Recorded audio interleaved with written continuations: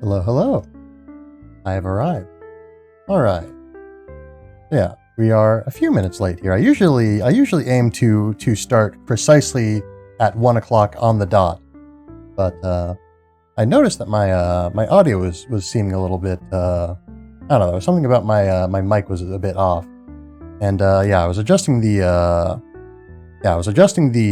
my plugins, my audio plugins the other day, and it seems that I accidentally I messed up my compressor settings a little bit. Yeah, so I noticed in the past couple of streams I was a little bit quieter than I was intending to be, and now I believe I've figured out that was just because the compressor had been miscalibrated. But yes, so yeah, today Monster Hunter Rise.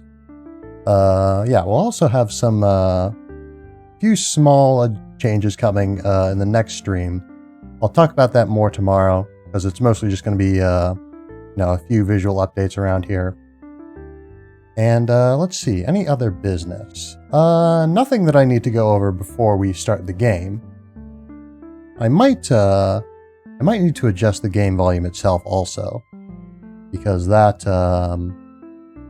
game. Yeah, I set the audio from my the games, PC and console, a bit lower recently because I noticed that they seemed louder in proportion to my voice than I wanted them to be, and I'm pretty sure that was just because I had the compressor set up wrong. So anyway, let us get to the game. Yes. Anyway, we are going to be playing Monster Hunter Rise today. Let's see. I have the background music shouldn't be on. I'm pretty sure it's off. I'm pretty confident that it is off. But just in case, we will double check that. Oh. Just give me 1 second here. Let's see, and make sure the game audio is on. All right, everything else should be good to go. We don't need PC audio, because we will be playing a console game today. So let us get started here.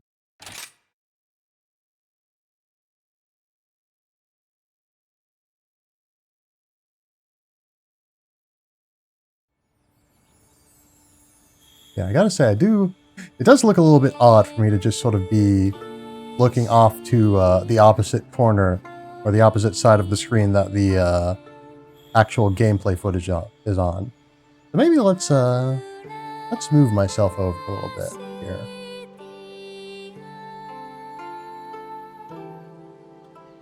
Yeah, we'll move over a little bit so it looks less weird. There we go. Now this way at least it looks like I'm looking at the game. Alright. Actually, I'm sitting where the alerts are, where the alert box is. Hold on a moment. Yeah, I'll have to remember to... Yeah, I'll have to remember to... Where do you want to put me? I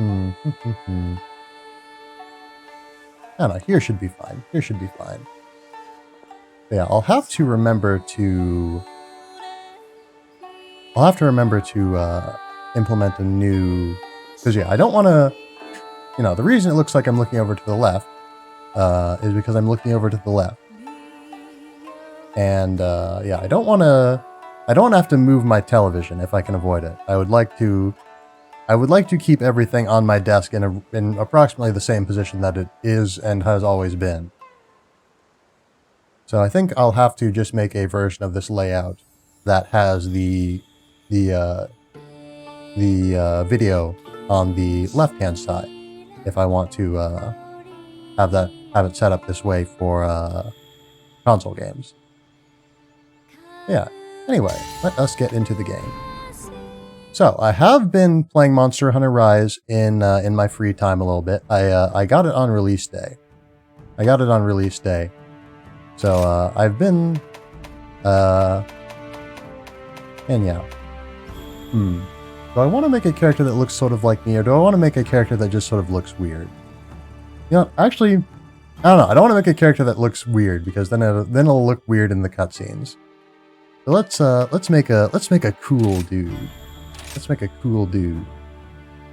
This is a pretty cool basic shape for a dude, I'd say. Yeah, I like that you can yeah, there we go. Where was it? I know there was also like age and like I think muscle definition was another setting that was in the character creation before. Yeah, it didn't actually like change the muscle definition on like your model. It just sort of changed, at least as far as I could tell. It only really changed the facial structure.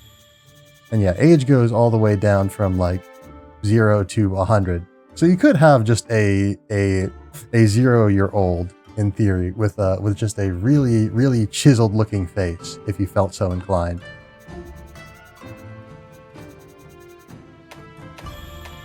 But yeah, let's go somewhere middle of the road.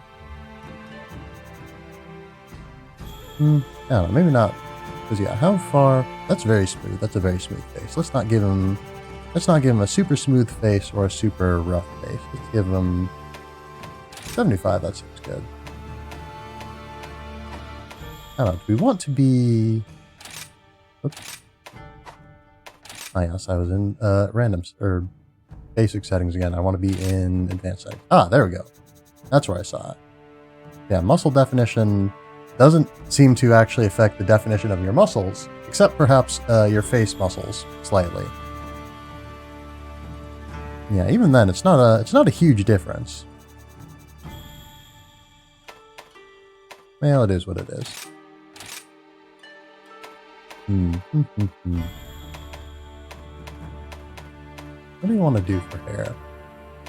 I don't know. Honestly, I think what we had earlier was pretty good. I like this. Let's not make him look super old. Let's have him be just getting up there in years a little bit.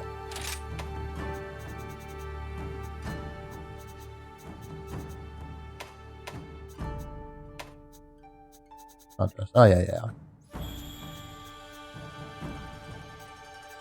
That looks good. That looks good. All right. Yep. All right. Yeah, don't feel like taking a whole super long time in character creation.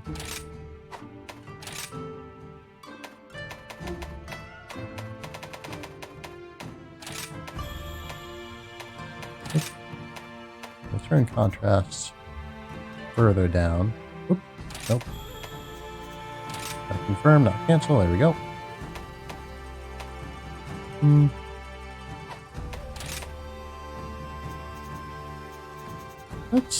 Let's give him a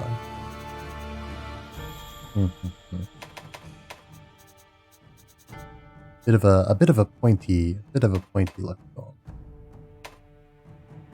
to him.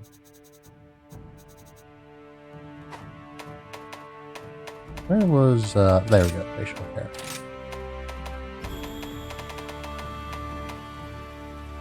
A little bit darker, I think. A little bit darker. Give him a little bit of a salt and pepper look. A little bit lighter than the hair on his head. There we go. That's nice. Yeah, I think the scar is... Do you want to give him lipstick? Yeah, let's keep him with the lipstick. Why not? And the scar. Let's make it a little bit darker.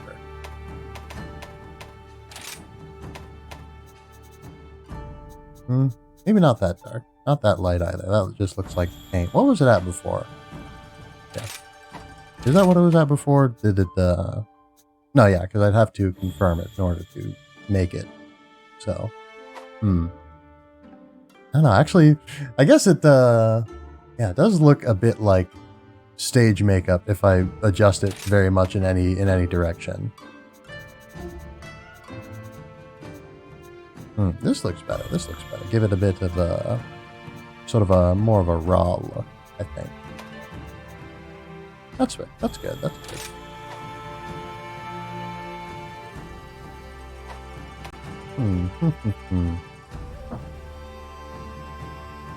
Yeah, I think we need to make the lipstick a little bit less obvious.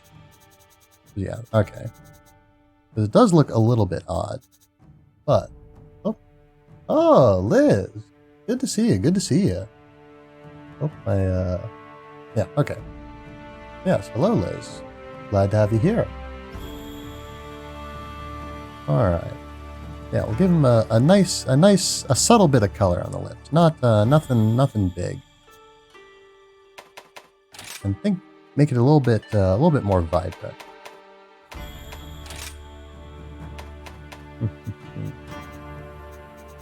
Saturation doesn't change a whole lot at this level of transparency. Oops, there we go. Yeah, subtle. All about the subtle details. Very nice, very nice.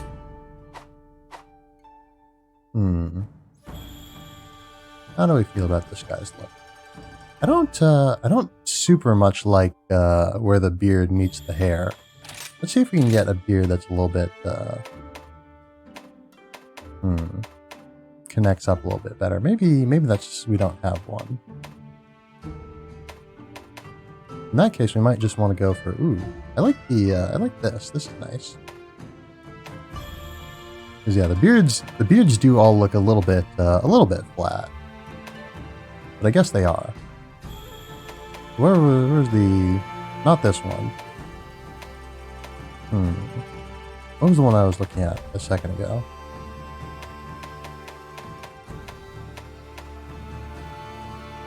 Yes. Why do I see everyone streaming this game? I could never get into Monster Hunter. Well, I don't know. I could get into Monster Hunter, I guess, because I've been playing it since... let's see. The first Monster Hunter game that I played was 3 Ultimate. And I don't remember what year I got that in, but I've been playing Monster Hunter for many years now. Let's see, when did 3 Ultimate come out? But yeah. In short, I've been playing Monster Hunter for a while, and I enjoy it. Hopefully, I can give you maybe a little glimpse into what makes Monster Hunter fun for people. But yeah, so Monster Hunter 3 Ultimate was released in 2012 for the Wii U and 2013 for the 3DS, I think, in North America. I played World for a time, but it just felt all meh to me. Fair enough. To each their own.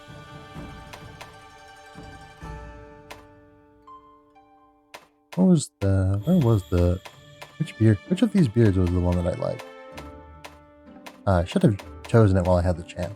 Oh well. I think it was this one. There we go. Just a little bit,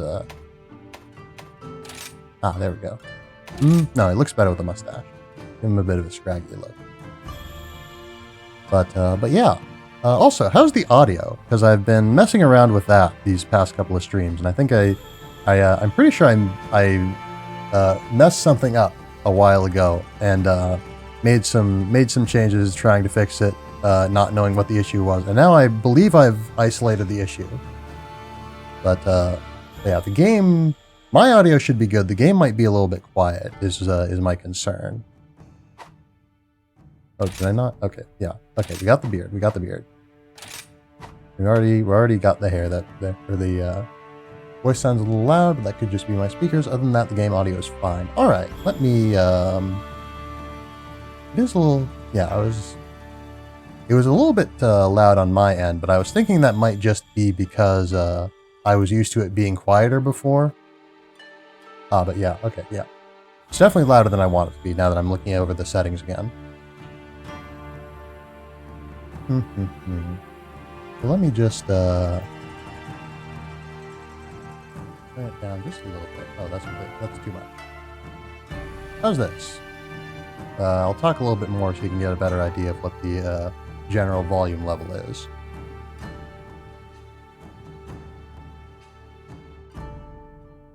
So yeah, what do you think of these settings?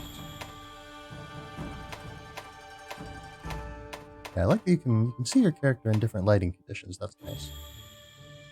But yeah, I don't think I want to tweak with the face too much. How do you want to dress this guy up? Also, this is sort of the classic look. I guess I don't know. I guess different games have had different sort of default looks, I think. But I like this. I like this look. Yeah, maybe turn the in-game music down. Like, it sounds fine now. It just sounds like your voice gets taken over if you talk quietish. All right. Let me actually. Maybe I'll turn my voice up a little bit because yeah, the talking quietish is the issue. The issue with that is just, you know, I'm kind of quiet in general, and I tend to trail off when I'm speaking. Oops. I talk quiet and I tend to trail off a little bit. So I can see where it probably my voice gets taken over, like you said. Yeah, speaking of voices, let's give this guy a voice. You wanna go? Magnificent. Okay. Rider feet. No. Oh yeah. Bring it on. Oh, this voice is kind of fun. Louder voice setting isn't bad. Just sounds like it peaks a little bit. Don't have your headphones on and these speakers suck. All right. Yeah, I might just need to. I'll turn my voice down just a little bit more. Turn it down just a little bit more. Just a little bit more. Turn my voice down a little bit more, and then I'll probably, when I get a chance to, after the stream, I'll probably do a little bit more of an in-depth look into my audio versus game audio and stuff. Because yeah, I would have wanted a little bit more time to get set up this at the start of the stream, but unfortunately I got a little bit delayed getting started, and I only just sort of managed to get the stream started on time, basically. Ready to roll. Yo. Good day. Astounding. Ooh, I like Most this. Enjoyable. Observe my hunting prowess. I like yearn this. For combat. You know what? I'm gonna go with this. Hello. Actually, let's see what the other ones are like. Most enjoyable. This'll be easy. Nothing can stop me. Hi. Hello. Yo. Hey. Oh, you prepare for streams? I just press the shiny green go live button and let it get scuffed. Yeah, I don't know. I'm a little bit of a perfectionist. I get nervous if I don't if I don't do, yeah, I just get nervous basically if I don't fuss over the stream a little bit before I get started. Oh, that's very nice of you to say. All right, so I think we should be good. I like this. This is a pretty decent lad we've got right here. A fine fellow.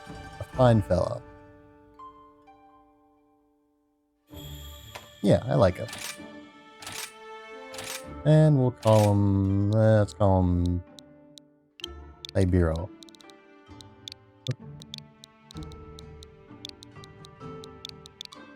There we go. This name is in fact okay. And now it is time for dog. Oh, yeah, let's yeah, we got different sort of coat patterns for dog.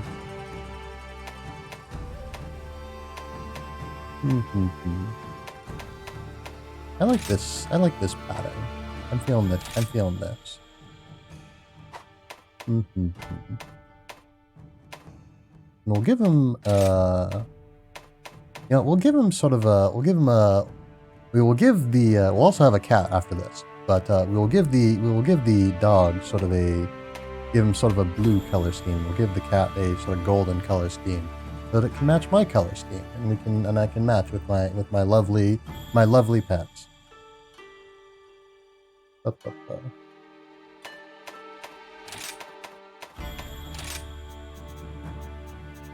Yeah, unfortunately, I don't have the. If I thought ahead, I might have pulled up the exact color information about the colors that I use to represent myself. But we'll just have to play it by ear here, I think. Yeah, that looks good. And then this is there we go. So this, I think, we'll sort of have it fade into blue. I think that sounds nice. That sounds nice. A little bit too high contrast. A little bit paler. Looks a little bit like Sonic, but yeah, we can live with that.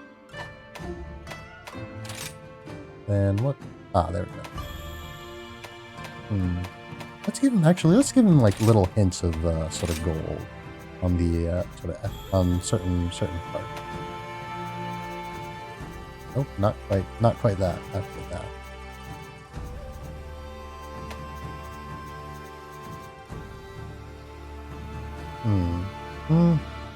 I don't know, not a huge fan actually. Let's give it very, very subtle. Make it very subtle.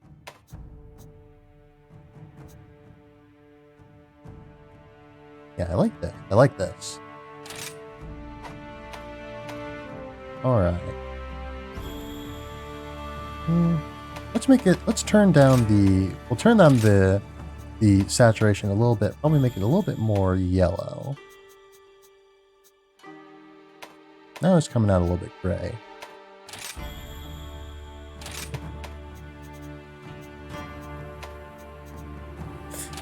Okay, so let's not spend too much time here because I want to get into the proper gameplay soon here. Don't want to mess around too much. Ooh, should we give him?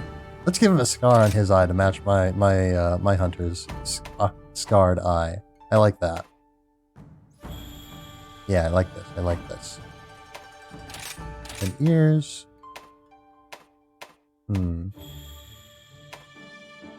Very cute. Very cute. I like this. Give him a big bushy tail. It's got like a little stripe pattern looking on it. That's nice. That's nice.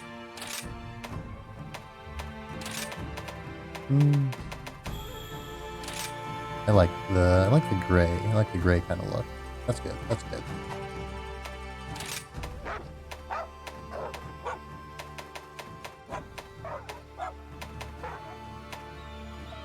This is good. This is good, I think. Alright.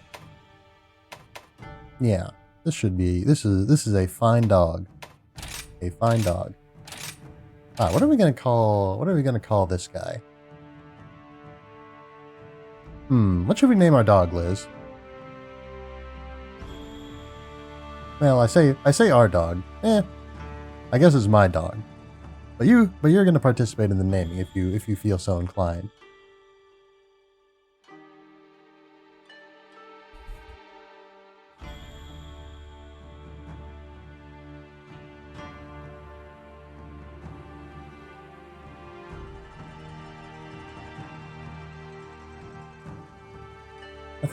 I think you can change the name later. So maybe yeah, wait a little bit longer. But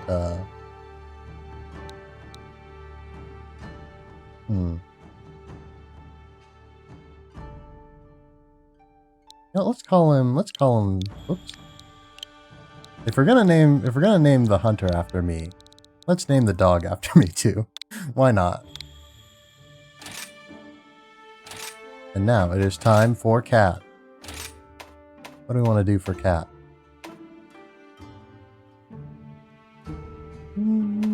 Yeah, this'll do. This'll do.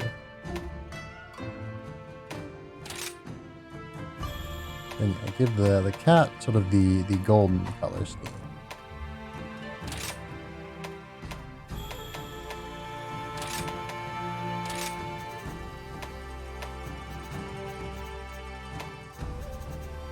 Not that saturated. No. A little bit more orange. A little bit less. Oh, not that desaturated. And then we'll turn the contrast down a little bit. Ah, that's nice. That's nice. Yeah. I want to a little bit. No. If we turn it more yellow, it starts to turn kind of greenish looking. Yes. Yeah, this should do. This should do. Then what does this change? It doesn't change anything that's visible on the cat currently, I don't think. What's this? This is the sort of stripy patterns. Those will do in a bit of a brighter yellow, I think. Or in a bit more of a yellow, I suppose.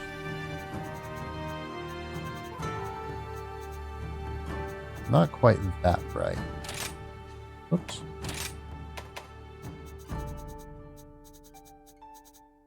Yeah, this is nice. I like this. I like this. Maybe a little bit more orange? Not that much more orange. There we go. There we go. I like this. I like this. Alright, very nice. And can we give... we can't give him a scarred eye. Oh, man. Let me just say, the cats in this game are the best they've been in any Monster Hunter game. I will say that. Like they look good in all the games that they're in. They look good in World, but they look great now. They're so cute. They are so very cute. I love them.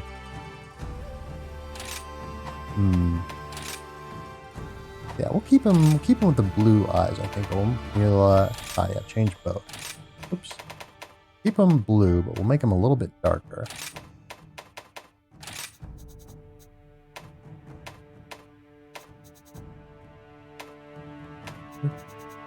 No, let's, this is a really nice, this is a very fetching shade, I would say. I like that.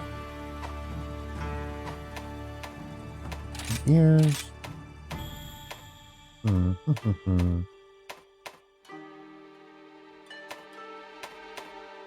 Let's keep the default. Very nice. Tail.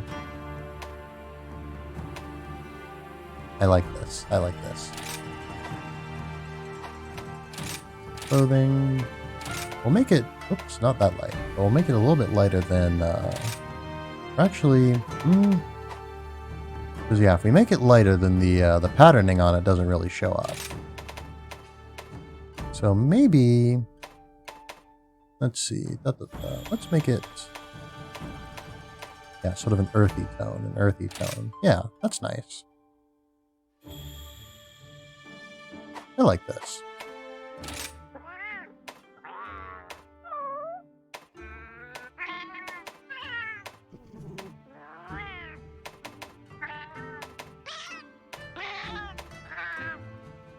Yeah, we'll go with this. And support type. Now I do like healing.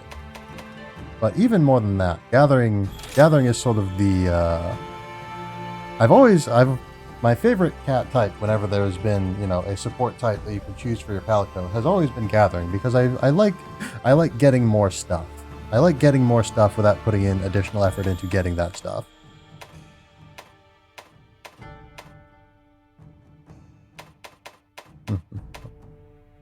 So yeah, we'll go with gathering. And this should all be good. And we'll call him Field.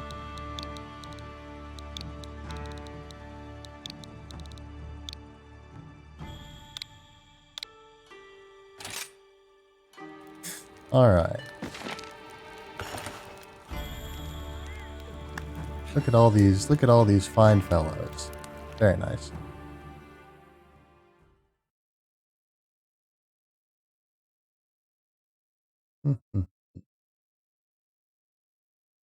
All right, now it's time for the game to start. Almost, we've got a little bit of cutscenes and whatnot, I believe, before the game begins properly. Rather, perhaps there should be a little bit of time while the cutscenes are playing to get an opportunity to experience them.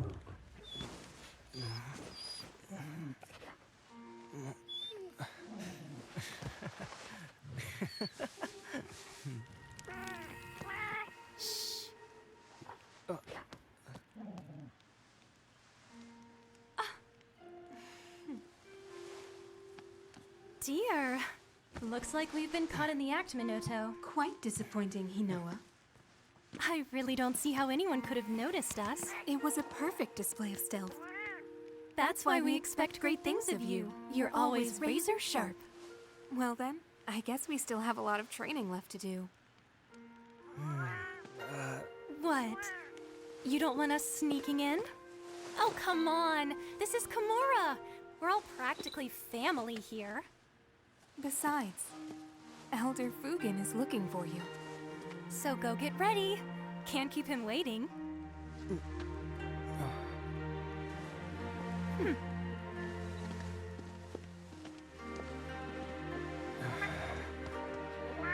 I'm seeing now there's a...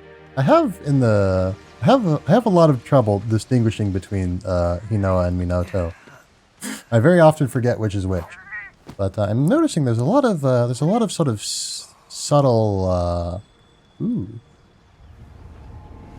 What's this fella? Shall we go?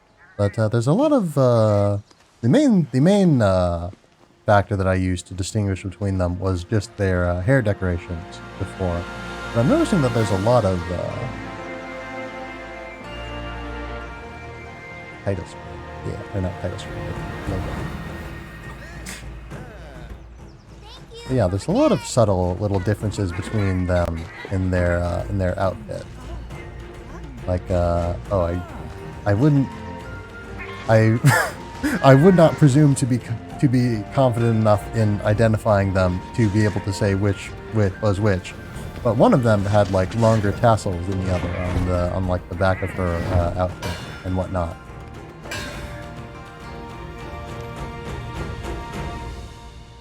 Oh!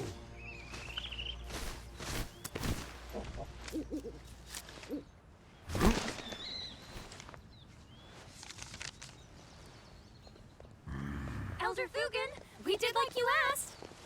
Oh, Hinoa, Minato, thank you. I just got an important letter.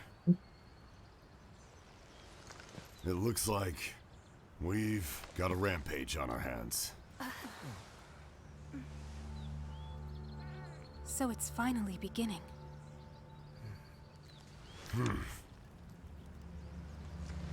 It's been 50 years since the last calamity. But I remember like it was yesterday. A huge pack of monsters in a giant stampede. They attack the village in a frenzied There you go, the model. rage. Model's acting up a little Nobody bit knows there. why this happens, but it came close to wiping out our village last time.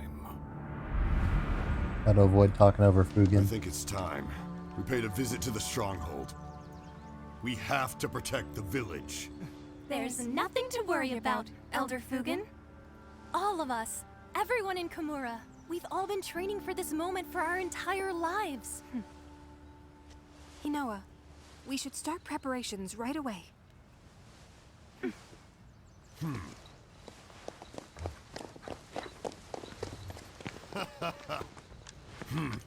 Now that's what I like to hear.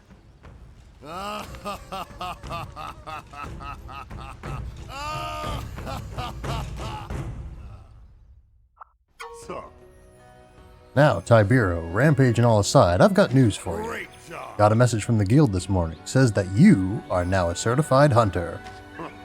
You're really living now, Squirt. Well, I guess I shouldn't call you now that you're certified, but don't think it'll stop me. Wahaha! Elder. Sorry to interrupt, Elder Fugen. I've informed the village of the coming rampage, like you asked.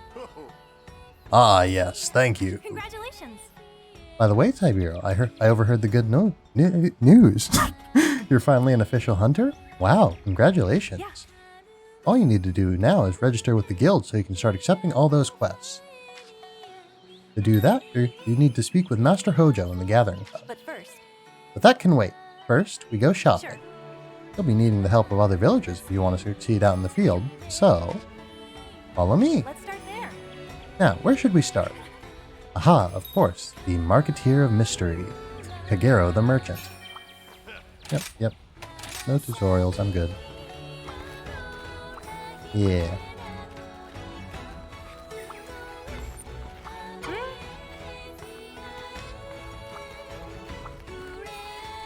Welcome. Let me just adjust my setup here a little bit.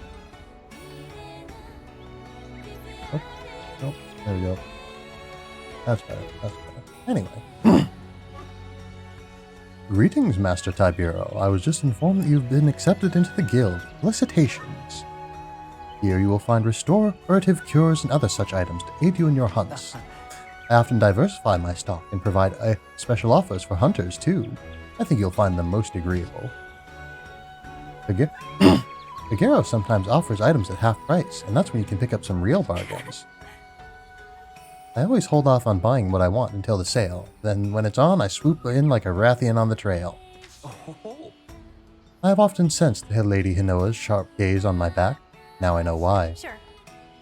Anyway, Kagero, about those items I asked you to set aside for me. Of course, I'll have them packaged and sent to you at your convenience. Next. And that's a wrap. Let's see, where should we go next? Steadfast as steel, Master Hammon the blacksmith. It'd be nice to pay him a visit. Yep.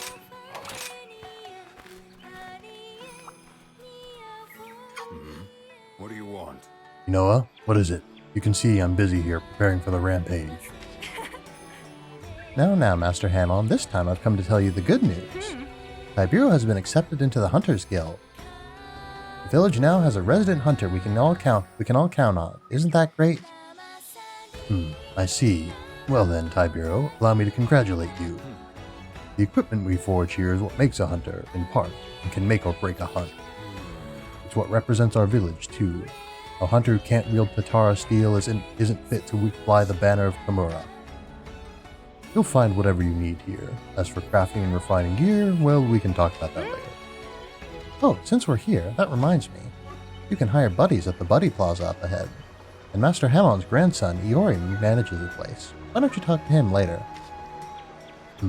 Tampering around with felines and canines makes me wonder where I went wrong. Really? I think buddy handling is quite a noble profession, personally. Anyway, Master Hammon, I was wondering if my order was ready yet? It is. One of my apprentices will deliver it to you later. Last but not least. Okay, just one more stop and we're done. Let's see. Sweeter than sweet dango. It's gotta be Yomogi the chef's tea shop. Yep. Oh yes, also, very, very cool mechanic. You can swing around and all that. Very fun. Oh, hi! Oh, Tiberious. Hey, I heard the good news. You're a certified hunter now, recognized by the guild and everything. Congrats.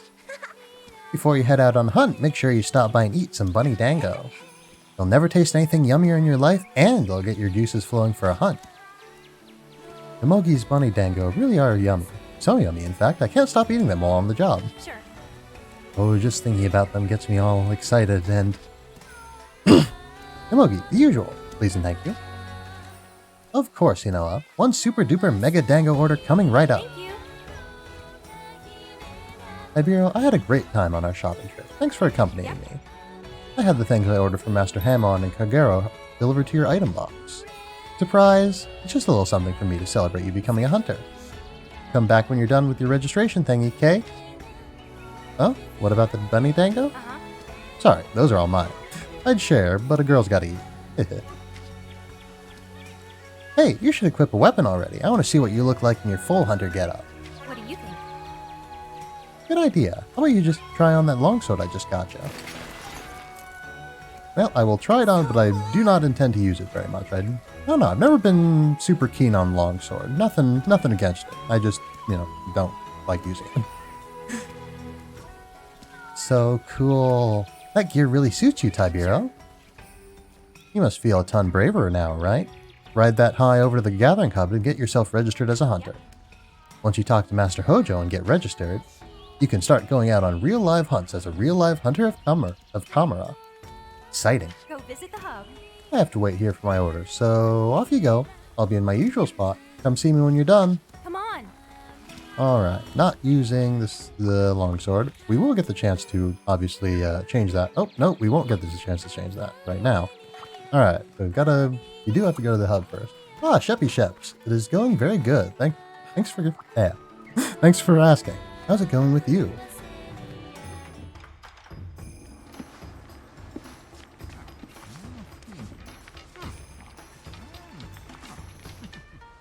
Oh. Pardon me.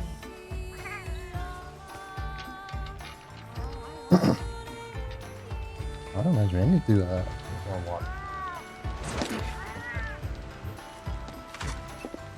While you enjoy this nice little cutscene, I will refill my water. Mr. Hojo? How's it going?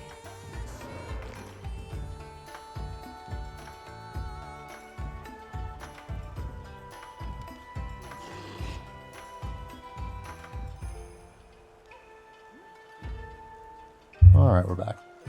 Yeah, doing great. Just stopping in to say hi. No pranks for me today. Sorry to get your hopes up. Aw. Oh well. But yeah, thanks for stopping by. Good to see you, Sheps. Yeah, well, hello there, Tiberious. You sure took forever to get here. I thought I was gonna croak. You're probably well aware that I, Hojo, am the guild master of this exceptional gathering hub. What's that? Your guild registration? Oh yes, well, I was getting to it. To it before you interrupted me. Had you let me finish, I would have told you that we no longer need to do things that way. Get with it, young hunter. Yo-ho-ho-ho. No test to take or papers to stamp, just my okay and you're on your way. And with that, you are now officially a hunter, and not just any hunter, no. A hunter of Kamura Village. Accept a quest from our dearest Minoto and go hunt some monsters. Yo-ho-ho. About that, as much as I'd like to, I have to get this report about the rampage ready for the guild. I'm terribly sorry, but could you talk to Hinoa first so she can explain quests to you? Yo, Ace. I just overheard the gnarly news. Awesome! Sure thing. Before you run off to see Hinoa, pop over here for a sec. I gotta check you out in your new threads. Yes, hello. If it isn't Kamura's Utsushi. Utsushi. Ah. I don't know what I was trying to say there. Looking good, Ace. Congrats on becoming a hunter. All that hard work finally paid off. I'm really happy for you. Oh, and before I forget, I gotta tell you about the action bar. Sure thing. The action bar lets you pull off all sorts of actions without opening any menus. Pretty gnarly if you ask me. Let's try it out. Select the camera from the action bar and snap a picture of me. Once you take my picture, let me see it. Yes. Yeah, you can take photos of things. It's nice. I really like when games implement like a photo mode or something like that. It's a fun mechanic. It's a fun mechanic. But anyway, where was I? Oh yeah. So let's. I want to see how bad of a photo I can get away with. So let's. And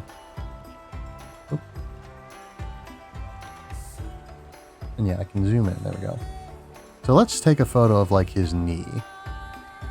A really off center photo of his knee, and we'll include a little bit of hand in there, I think. Yeah. There we go. Yo, my favorite pupil. Oh. Uh-huh. So that did not count as a photo. How about this? Hey, hero. Yeah. Later. All right. So the game wants you to take at least a passable photo. Actually, yeah, okay. So it appears in the top left when it registers as being a photo of him. So, can I just I have to get a certain amount of his center mass, I think, or at least his head.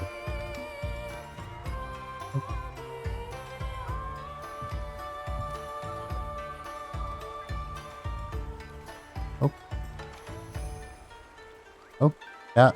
What are you doing? Where'd you take Utsushi? Hold on. Okay. Alright, so that should count as a picture of Utsushi. Yes, it does. Oh yeah, that's one handsome devil, Joe. Yeah. Now that you've got acquainted with the action bar, I think it's quest time. But if you're still not confident in your abilities, you can hit up the training area to sharpen them up. Just a short boat ride from the Buddy Plaza where Iori and all his furry friends. You can try your hand at all sorts of weapons and skills there. It's a great place to warm up before a big hunt. Alright, I'll quit holding you up. You know it's still waiting for you, isn't she? Yeah, that was a fun little photo up there. So now can I equip a weapon that I want to equip? Oh yeah, you can ride your dog. You can also pet your dog. I don't know if the game will let me do that yet. It will. Nice. Yes, you can also pet your cat. Oh, nope, I don't. Sorry, I didn't mean to interrupt you on your business. Yep, thank you. Yep, thank you. Anyway, alright, thank you. Yeah. Yeah. You're wise beyond your years. Oops. Oops, come on. You need to get the right angle. There we go. Yeah. Oh, just lay him down. Oh, it's so good. It's great. It's great. Yeah. Yeah.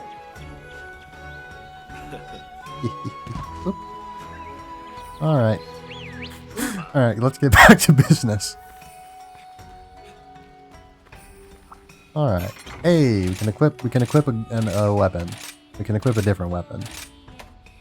But yeah. So I think my plan going forward is, I don't know, normally when I play this game, I sort of bounce between different weapons. Like, I usually stick with switch axe and bow as my sort of main equipment. But yeah, usually I'll also, you know, maintain like one or two other weapon classes, or one or two other weapons rather, just for, you know, just for some variety every now and then.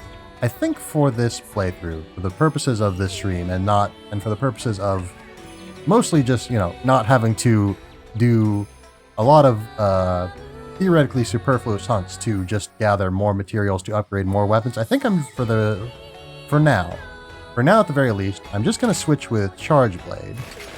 Or stick with Charge Blade. Did I say switch with Charge Blade? I'm going to stick with Charge Blade for right now.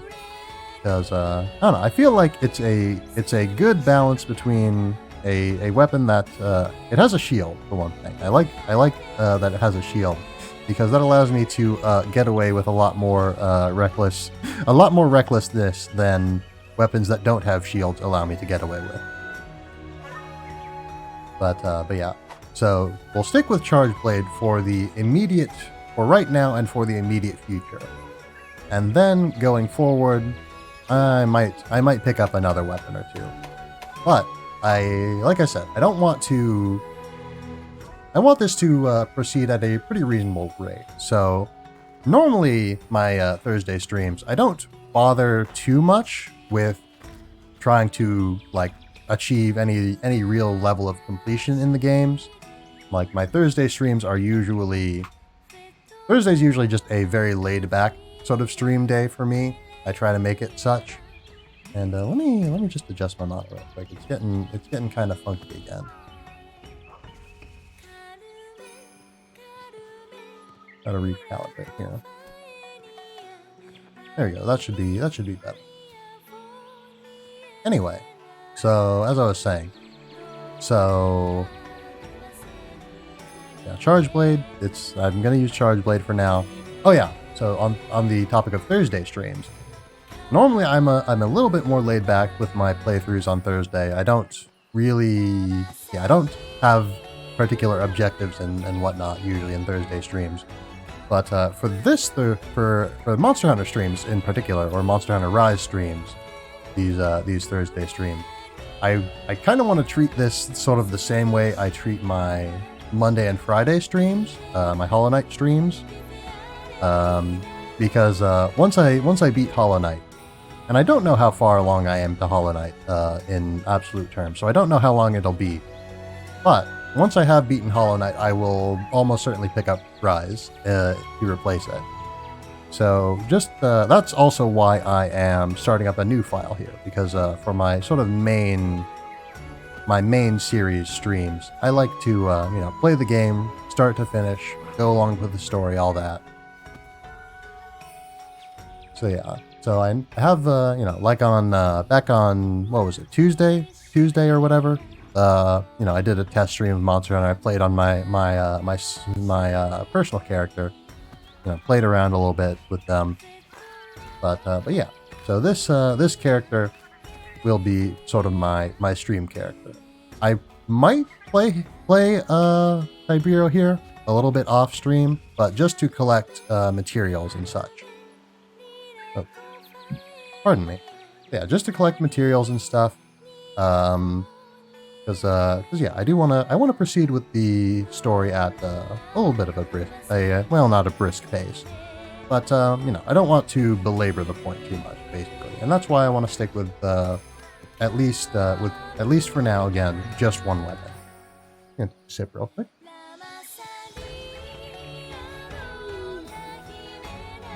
So yeah, so yeah, I think that should be things in. Yeah. So again, treating the Monster Hunter streams a little bit more like how I treat my Hololive. I do not do Hololive streams. No matter what the rumors tell you, I am not a member of Hololive.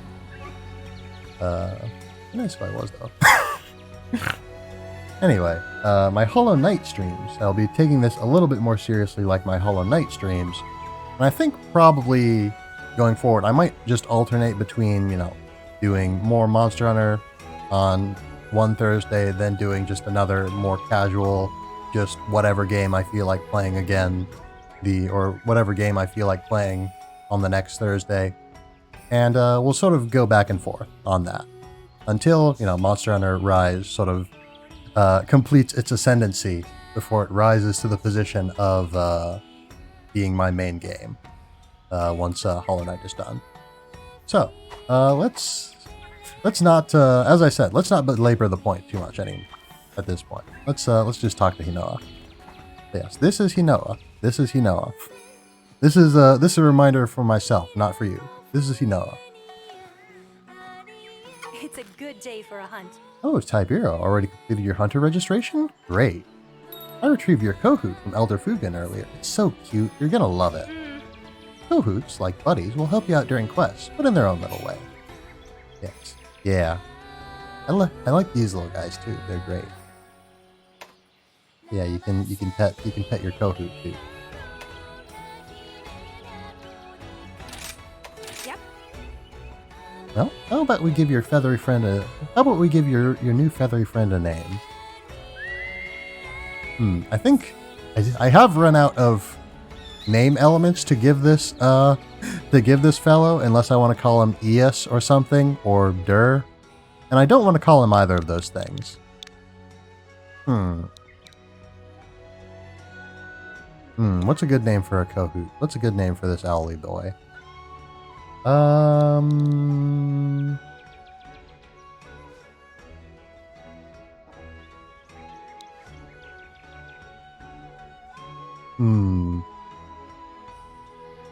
Oh, this is hard.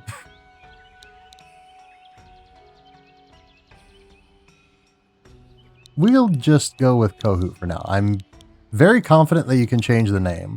So we'll just call him Kohoot for now, and we'll decide on the name later. Yeah, if anyone's got any suggestions, I am willing to take them. But we'll just call him the Kohoot for now. Anyway, since my sister is swamped at the moment, I'll go ahead and give you the quest rundown instead. Now that you're a hunter, you'll be in charge of completing the quests that me and Minoto have in our quest lists. Some of these quests, called key quests, have been specially posted by the Hunters Guild. So, if you make a point of completing key quests, the Hunters Guild will take note. Oh, and one last thing. Here, take this petal ace Minoto and I made.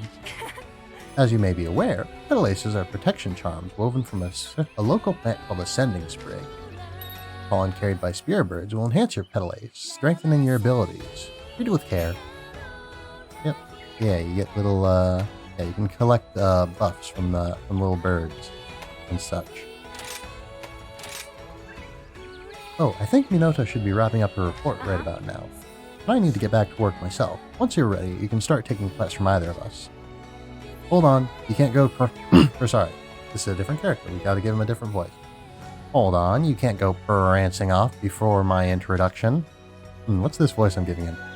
Tiberious, meow low, and grats on that's an even weirder voice.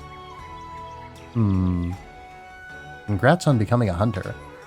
If you ever find yourself taking a hub quest, then I, Senri the mailman, have... What is this accent I'm giving this cat? And I guess they're felines. Maybe they don't like being called cats. Maybe that's a little bit too informal. We'll make sure to call them felines going forward. If you ever find yourself taking a hub quest, then I, Senri the mailman, have quite the impertinent info for you. I think I'm stressing the cat puns a bit too hard. I'm stressing the cat puns a bit too hard, and it's making my diction a little bit weird. You'll need to go through me to meet up with fellow hunters. Make sure to stop by. Well, I think that's about it. Yeah, I can't really giggle. No, it doesn't. I don't know. My laughs are usually quite quiet, and they're quiet and subdued. I guess I am in general, but yeah, I can't giggle. I don't think I can giggle. At least I can't giggle on command. Well, I think that about wraps everything up. Time to start monster hunting. Oh boy.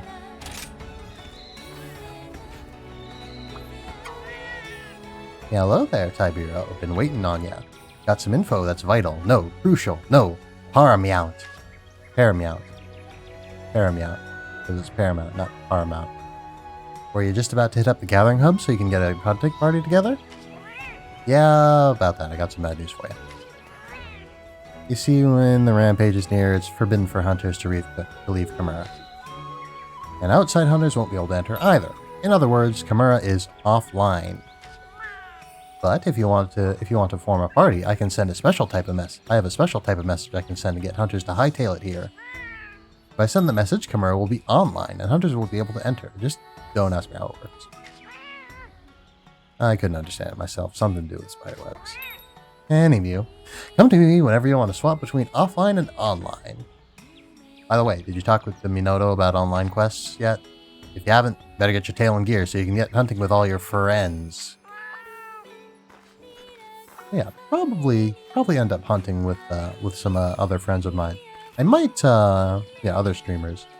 Cause yeah, been playing a little bit with Colem the Golem. Been playing with him a little bit recently. I played it with him on his stream yesterday. But yeah, I don't know if I'll necessarily be playing on this character if I do sort of a Monster Hunter stream with anyone else, because I'm gonna be, unless I really kick it into high gear, I'm gonna be pretty behind on Tiberious here. So I'll probably just be using my personal character with those hunts, at least for the time being. Hello. I've been waiting for you. As you could have guessed, all gathering hub quests go through me. Please be aware that these quests are meant for a party of hunters. Quests will be rated at 1, 2, and at 1 star, 2 star, and so on. Think of the number of stars as the level of difficulty. 1 star to 3 star quests are classified as low rank, and 4 to 7 star quests are classified as high rank. I'm sure that in no time you'll be taking on high rank quests. At least that is what Hinoa says. Here at the hub, your hunter rank, or HR for short, determines what quests you're able to accept. A hunter rank of HR1 lets you accept 1 star quests. A hunter rank of HR2 lets you accept 2 star quests. You get the idea. As for increasing your rank, well, I'll get into that later. For now, concentrate on what's in front of you. Oh, and when we want to participate in a quest with other hunters, you can check available quests and the details from the quest board. Once you've accepted a quest, head into the quest gate to embark.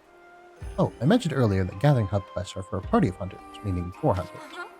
However, if you are confident in your abilities, you may attempt them on your own as well. Feel free to use the prep area on the 2nd floor. Preparation is half the battle after all. Should be everything. Should. I'll check with Noah later to see if I forgot anything. At any rate, you'll be starting with 1 star quests. Good luck. How can I help you? So you can accept quests from either of them. The village quest will progress the main story, the hub quests will not progress the main story. They are their own separate progression of quests. And yeah, likewise, any progress you make in one will not carry over to the other necessarily. But yeah, they did say, you know, these quests are intended for a party of 4 hunters. That isn't super. It doesn't have to. It's not super strict about that. The game actually scales the difficulty of the quest depending on how many hunters are in it. So if you are playing with just 1 hunter in a hub quest, it'll be a little bit easier than if you're playing with 2 and 3 and 4 and so on. And it also one very cool thing that the game does is it scales the quest difficulty like dynamically.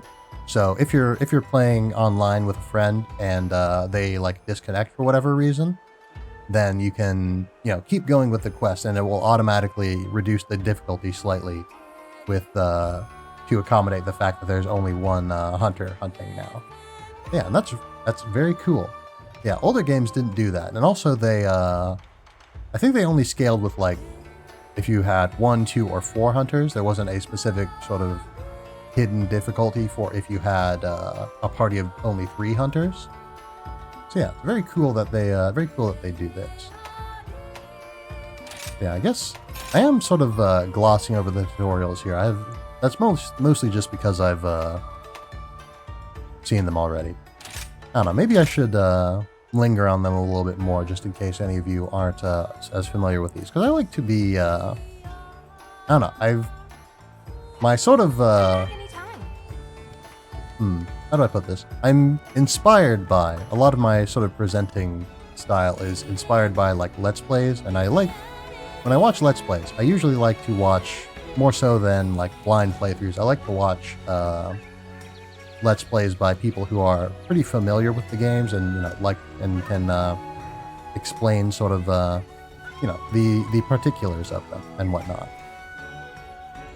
So yeah, now that I'm playing a game that I'm familiar with, rather than Hollow Knight, which I play, you know, Monday, Friday, which I've never played before the stream, and other than Slay the Spire, which I have played very briefly before I started streaming, but have no real in-depth knowledge of. This is a game franchise more so than game that I'm quite familiar with, because I've played a lot of Monster Hunter games, maybe not a lot, but I've played several Monster Hunter games, and I've played this, and in particular I've played this game before. So yeah, yeah, I think for right now we are going to take a quick break, and then hopefully we should get directly into hunts here in just a second. But before that, like I said, gonna take a short break.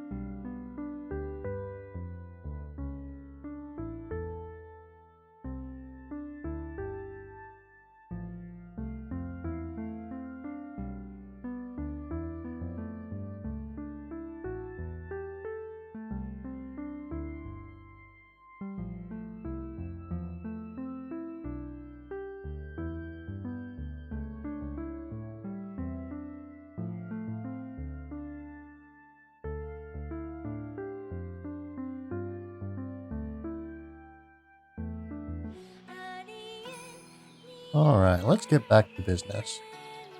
Yeah, everything should be good.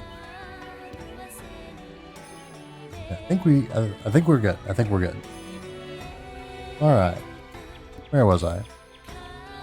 Oh yeah, you gotta talk to Hinoa. It's Hinoa, right? Yes. It is Hinoa. Yes. I did it. I did it. And no, we'll talk to Senri later. We need to talk to Hinoa now. Well, hello there, Tiberious. Ready to get into some quests? Well, you have great timing because the quest just came in for you. Master Utsushi has called for you. This looks like it's time for some basic training.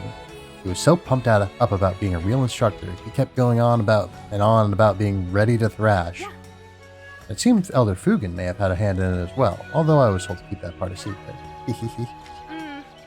I suspect they've been racking their brains to think of a way to help your hunting career. How sweet. I've added Utsushi's request to the quest list. And accept it whenever you're ready. But make sure you are ready first, okay? Yep. When you are, just head through the quest gate to begin. Oh, now let's dive into the quest list. I have a special quest for you. Oh boy, quests. Good luck. Alright. Yeah. So there is a physical quest gate that you can leave through. Down over, I believe, yeah, right here. Right here. You can go through this quest gate. Or rather, you can, pass through it and then, activate it at any point once you're past here. Oh, actually, no, there's a certain area that you do have to be in order for the quest to activate. I thought it was everywhere past the quest gate. But anyway, the reason that I thought that is because you don't actually need to be in this area. You can just, as you can see, top left just says VR depart. You can just depart wherever and whenever. So, yeah, I never bother to walk through the quest gate. I just, go do whatever setup I have to do before the hunt, and then I just press ZR, go out on the quest.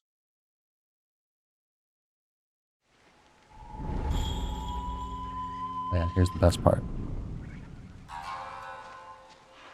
These halls of worship, once so bustling,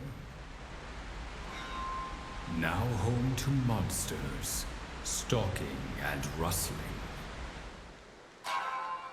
Hunters beware, not wait, but despair. Let us begin. Man, I love these. I love the little cutscenes, little introductory cutscenes for new areas and monsters and stuff. Hopefully, I will do my best to ensure that we get to experience all of those live on stream, and that I don't accidentally, activate one for the first time off stream if I'm doing if I'm gathering materials off stream like I mentioned I was planning on doing. Yo Ace, what's up? Accepting my quest, huh? Nice. Sure thing. Come over here and we'll get started. Welcome. I've been waiting for you. Congrats again on making Hunter. A whole new life awaits. Okay, I can see it in your eyes that you're ready to thrash. Well, let's do a little quest refresher first. Cool? Okay, let's get started with our camp here. This is your tent. Here you can change your equipment and weapons or organize your items.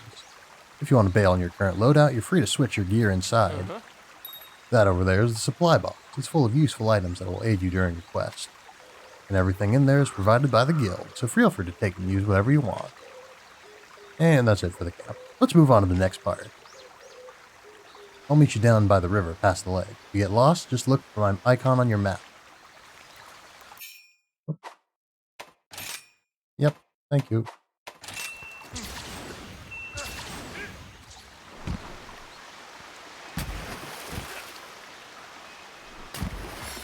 Yeah, I am pretty confident in saying that sliding is like you can slide on that like slope up there.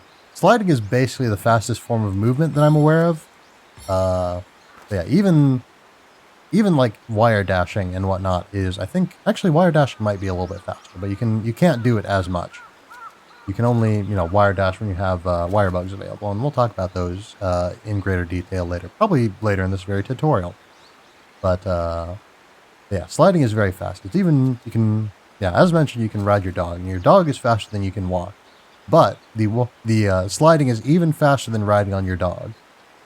And your dog cannot slide, unfortunately. Hey, up here.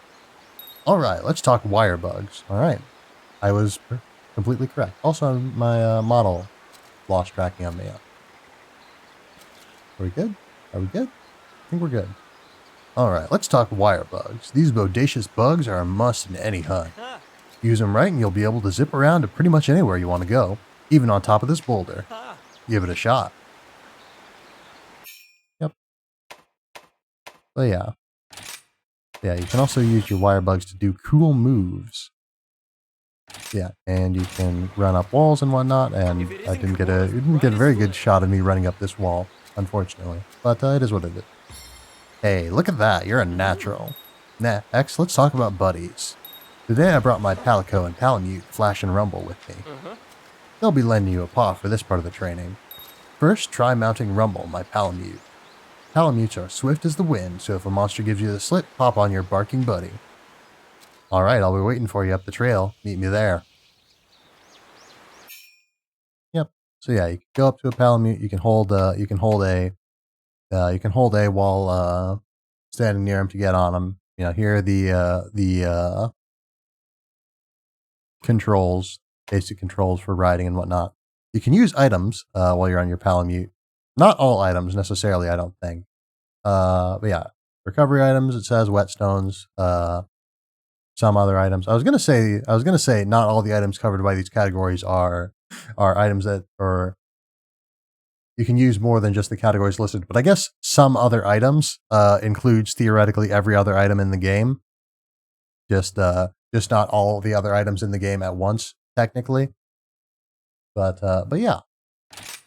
Give it a try. So let's get on Rumble. Listen up. Yeah, of course you can dash, you can jump, you can drift. Oh, drift, please, thank you. And you can really send them tumbling. You really send them spinning. Yeah, I don't know necessarily if how long you drift has any relevance to the speed boost you get after drifting. That's probably that would require a little bit more testing, I think. Yeah. Hey, check out this yellow spirit bird. If you touch one, its pollen will enhance that good luck charm you're wearing, your petal ace. When that happens, the scent of pollen that surrounds your petal ace will boost that. When that happens, the scent of the pollen surrounds your petal ace and boosts your stats. Since this little guy is yellow, it'll increase your stamina. Similarly, spirit birds of other colors will boost your other stats. Pretty gnarly if you ask me. The effect is only active during the current quest, but you can be sure as shurikens that they are worth using. Oh, and that's a cloth fly over there. Cloth flies are one of the many creatures you'll come across in the field. We call these little guys endemic life. How do these floaty friends spread can boost your defense? There's lots of other endemic life out there that can boost your hunts in different ways. Have a look around for other endemic life, and then play around with them to see what kind of effects they have. Okay, just a little bit more. Follow me. Yep. Yeah, endemic life, just the little critters that are around that you can, some, give buffs, some you can pick up and use as items, essentially. But yeah, they're pretty neat and nifty and nice to have.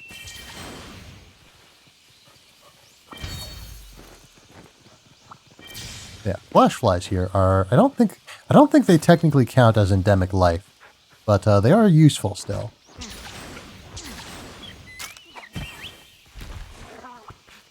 Yeah, one quick thing to note: you can hold down L and open up this little radial menu, and there's a bunch of radial menus, and you can set custom shortcuts for them and stuff. And but yeah, so just L and then down, and that'll let you call your Palamute to you whenever. Oh, nope, I went the wrong way. Whoops.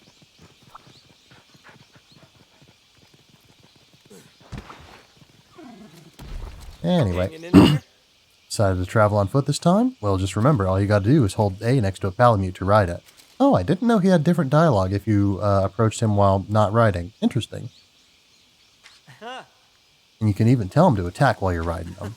But their attacks won't be as strong as yours. So, when you're ready to get down to business, it's best to dismount. Oh, looks like we got ourselves some monsters nearby. How are your health and stamina looking? Be sure to keep tabs on your status while out in the field. When you're ready, let's head up this way. It's time to really get the show on the road. Man, I need to give him a different voice because it's a little bit rough on the throat. I strained my voice a little bit the other day, and yeah, I've been doing not necessarily a lot of streaming, but I've been streaming more than usual. Because I streamed on Tuesday, I was a guest on a stream on Wednesday, and now I'm streaming again on Thursday. So I should maybe for now we'll leave the voices. We'll leave the voices for now. I'll just talk normally. And I will also be sure to make sure I get plenty of water. And you should too. You should also make sure you're getting plenty of water. If you haven't gotten plenty of water, go get it now.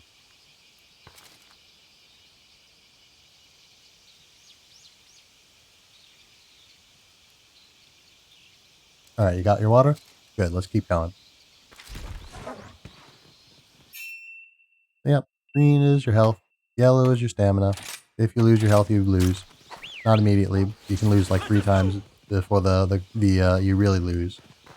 But depends a little bit on the it depends on the particular quest actually. I don't know, I haven't encountered any quests that allow you to faint more or less than 3 times in this game yet. But I know that was a thing in other games. Gnarly, a pack of Azuchi. Alright, there's 3 of them. Go take them out for me. And don't hold back just because they're small now. They can be skillful and ruthless. Just remember your training and you'll be golden. Now, ready your weapon, nice and steady. Take them down, 1 attack at a time. Yeah, you can press buttons to attack. There's a little bit more to it than the tutorial here, states directly. But, different weapons are very different in playstyle and mechanics. So, the tutorial can't reasonably cover every single weapon class without being, there I go saying weapon class again, with each specific weapon without being very, very long. Very, very long and very, very complex. Yeah. Sweet. Awesome job there, Ace. Oh, and don't forget to carve the harvest materials for monsters. They can be used for upgrades at the smithy. When you're done carving, come see me. Alright, where's the Azuchi? There we go. I shall put this to good use. Yeah, gotta have a weapon sheath when you carve, just like it says. I know that there is, if you have the sword and shield, you can use items while you have your weapon out, which you can't with, I believe, any other weapon. But I don't think even with sword and shield you can carve while you still have your weapon out. Whoop. Yeah, honey's good. You always want to have honey. Good job. Yep. Yo, my favorite pupil. Just as I expected from my star pupil. That was an incredible hunt. If there's something you think you could have done better, don't worry. After all, you're just getting started. Now then, let's head back to camp. Looks like we're kind of far away from it. But no big deal. Use your fast travel and you'll be back at camp in no time. I'm gonna go ahead. See you there. Oh, whoops. Gotta press minus. But yeah, you can get the big map open other ways than pressing minus, but minus is the quickest way to do it. Ready to thrash? Congratulations, you've completed this basic training quest. I'm now proud to send you out into the field as a full-fledged hunter. You've learned well, but keep in mind, Elder Fugan and I expect much from you. If you ever feel like going over your basic training again, all you need to do is accept this quest from Hinoa. I'd be happy to guide you through it again. Alright, quest complete. Yeah. Victory! Let's see, can I pet this man's dog? I can pet this man's dog. Thank you for letting me pet your dog, Utsushi. My trusty canine. Alright, and let's also pet his cat before we go. We only got a little bit of cat petting in, unfortunately. Spent a little bit too long on the dog, unfortunately. But we got to pet both of them, so that's what matters. That's what matters.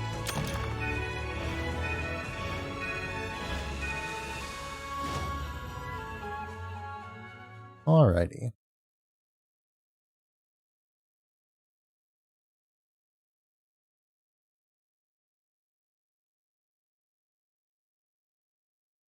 Let me adjust my posture, my posture a little bit, so that I can, remain comfortable for the next, what do we got? We got another 2.5 8-ish hours of stream time left. Oh. Oh. Oh, it's lost tracking. Are we good? Hello? It's lost the ability to perceive my face. Give me just a moment. Oh, are we good? I think we should be good now. Alright, cool. Well, Tiberious, I see Sushi's little quest was no match for you. Ah, expect nothing less. Also, I need to move my microphone a little bit. I moved a little bit away from it.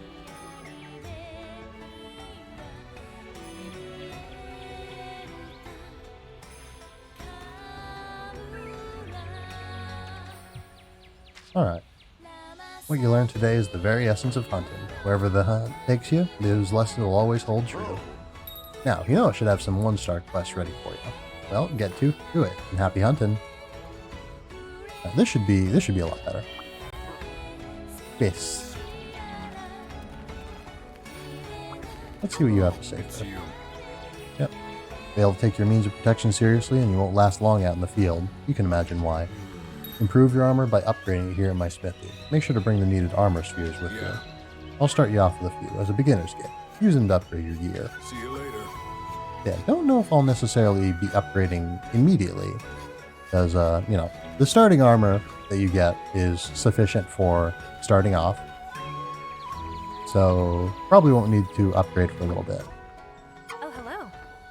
Hey, and welcome back. How'd everything go with Master Atsushi's quest? I know, the basics are, well, basic, but you gotta have a sturdy foundation before you can build, right? Uh-huh. Take Bunny Dango, for example. Yomogi puts as much effort into selecting ingredients as she does into preparing them. Anyway, I know you're not here to talk Dango, you're here to talk quests. And lucky for you, I got some 1-star quests ready for you. You know, questing is kind of like climbing a mountain. Keep completing them, and before you'll know it, you'll be at the top. And just like a mountain, there's more than one way to the top. Pick the quest right for you and forge your own path. But you're going to stay right here and listen to me blabber on about Bunny Dango if you don't hurry up and pick a quest. Hehe. It's a good day for a hunt. Alright, so yeah, these, you know, quests with the little icon next to the, key quests completed prompt up in the top. Those are key quests, so complete them, and, yeah, if you complete them, you'll get closer to getting all the key quests done. I don't know if there's any, like, significant difference between key quests and non-key quests, except for the fact that if you complete key quests, you can, you know, progress the story, and you can't necessarily progress the story by completing non-key quests. But yeah, let's accept some quests. And while we're at it, we'll talk to right. So you have, yeah. Good to see you, Tiberious. How's the hunting life treating you? There's something I'd like to have you do, on top of your normal monster hunting duties, that is. If you ever hear of any villager having trouble, I want you to lend him an ear. If you can help him, lend him a hand too. I know it's all of a sudden and all, but don't worry. I got something nice and easy to get you used to it. I don't like you getting your butt in the shot. Van, that's what his name is, Van. I forgot my pal Meat's name for a second. I need you to bring me something. Think you can do that? Come back and see me when you're ready. Yep. So yeah, you can pick up little side quests from folks in town. And he just wants a steak. But we don't have a steak on us. But we can make a steak. We can't make a steak now, I don't think. Yeah. We can make a steak in the field, or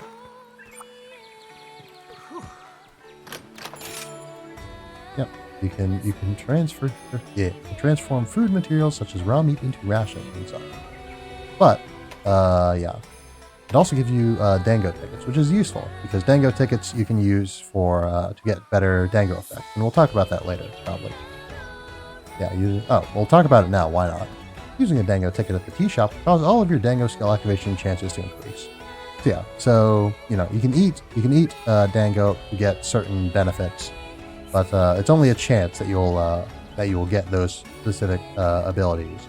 But by exchanging Dango tickets, you can increase the chances. I don't know that it guarantees it, strictly speaking.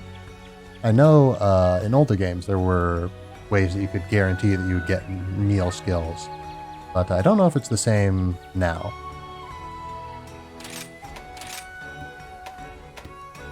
Yeah. So you can, if you don't feel like cooking meat in the field, which was the way that you generally did it, generally do it in you generally did it in older games. You can just let's see, let's make more than one steak. Let's make all right, we've got quite a bit of meat on us actually. Won't make too much because it does cost. Or actually, no, we'll go a little bit wild because we don't need money that bad, and we can pay with points, I guess. Also, new cutscene. Just a moment.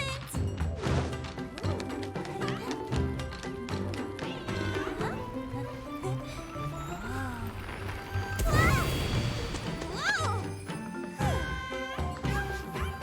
Be careful, it's still hot. Yeah. Anyway, so you can have certain items cooked for you here if you don't feel like, or rather, you can have raw meat cooked for you into well-done steaks here if you don't feel like doing it or you aren't particularly good at the cooking minigame. And I think I'll show off the cooking minigame once we get into the field, because why not? But yeah, you can cook other things too, also. I don't really have anything else to cook at the moment except for blue mushrooms, which... yeah, I don't know. I don't need any herbal medicine at the moment. And honestly, I don't really need to eat for this quest, I don't think. Yep. Hey, Tiberious, thanks for always ordering the Motley Mix. It's opened my eyes to so many new ingredients. Just be careful. You can't fill up our only meat and fish and leave no room for your dango, you know. That's why, to thank you for your custom, here's a ticket for a special dango. Don't forget to eat your bunny dango. Well, I'm afraid we're going to have to forget to eat our bunny dango today. Because, we really don't, actually, we'll see what, we'll take a quick look real quick. How may I help? Yep. So yeah, like I said, you can eat particular dango to gain particular benefits. So in this case, we do have a dango calculator, which is it's a special. This is a special, so it's not always available. The special is random. It's usually got a higher chance of activating than others, as you can see. There's one that's the same percent. But yeah, the special dango of each day is random, and it refreshes after each hunt that you do, not each real world day. If you were concerned about that, but yeah, so you do have to choose 3 effects. You can't just eat one, and you can't have multiple of one either. So let's just go Gatherer, because we're probably gonna pick up some honey while we're out. Because honey is again quite useful, and then again it doesn't matter a tremendous amount. Yeah, and you can also register dango to if you just want quick access to a particular set of effects. And yes, another new cutscene.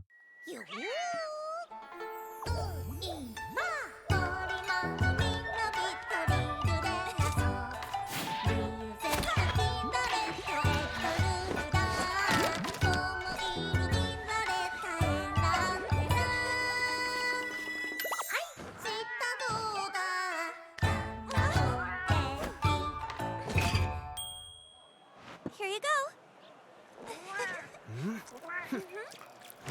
Yay!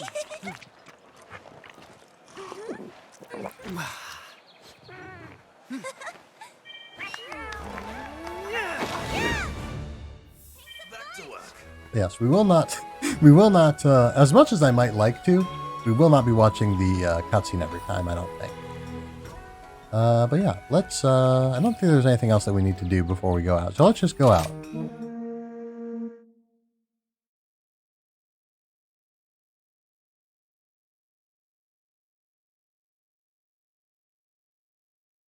Let me just check something real quick. I shan't lose. Alrighty. Yep, map. Map. Yeah, we'll, yeah.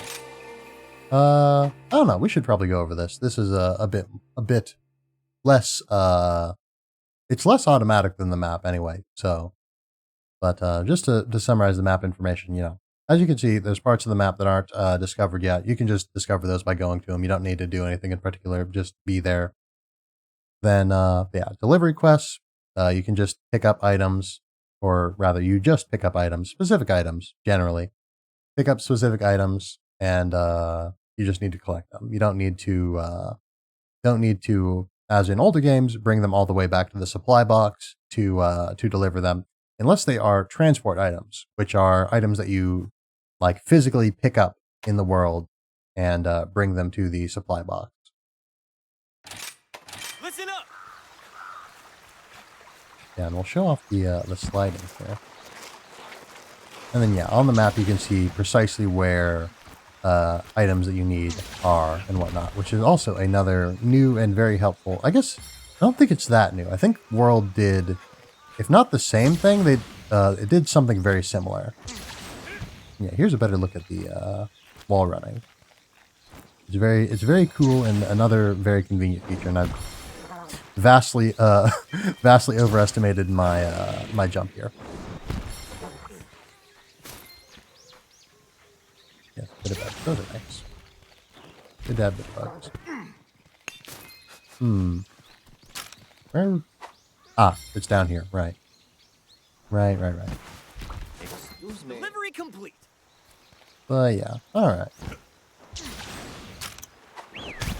Let's see. You can call your dog basically. Sorry, you can call your canine basically at any time. At any time other than if they're already sort of trying to move towards you. I think basically. Yeah, these are vigor wasps. They're very useful. You can go up to them, press A. They put a healing mist around. Very good. Yeah, I believe. Yeah, it's sort of a short-lived healing field. Whereas in World, I know it was just a burst. I think just a if you were in the area, it would burst and heal you, and if you weren't in the area, you were out of luck. But in this game, it does stick around for a little bit, and I'm realizing since I'm planning on not planning on, since I'm specifically planning on not using gunner weapons, then I don't need to necessarily go around and pick herbs like this or plants like this. Because usually ones that have this general shape to them will give you items that you can use to make ammo, which generally automatically become ammo. Also dung bombs. Dung bombs are very important. No joke, the importance of dung bombs in like a lot of quests cannot be understated. Cannot be understated. Or cannot be overstated, rather. Understated would imply that they are very insignificant, which is not at all the case.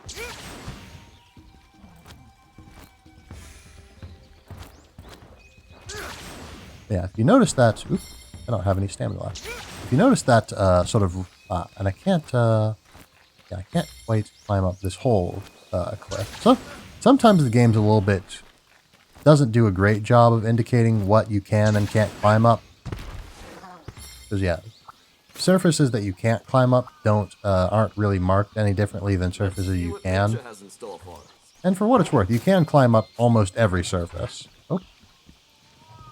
My buddies are... You good, Van? Something going on? I think we should be good. Don't think there's any enemies around here. But yeah, anyway, even if you don't need them, you can still pick up account items and just get more Camera points. And, you know, you can use Camera points to buy Dango and do Motley Mix. So you can have items automatically processed for you.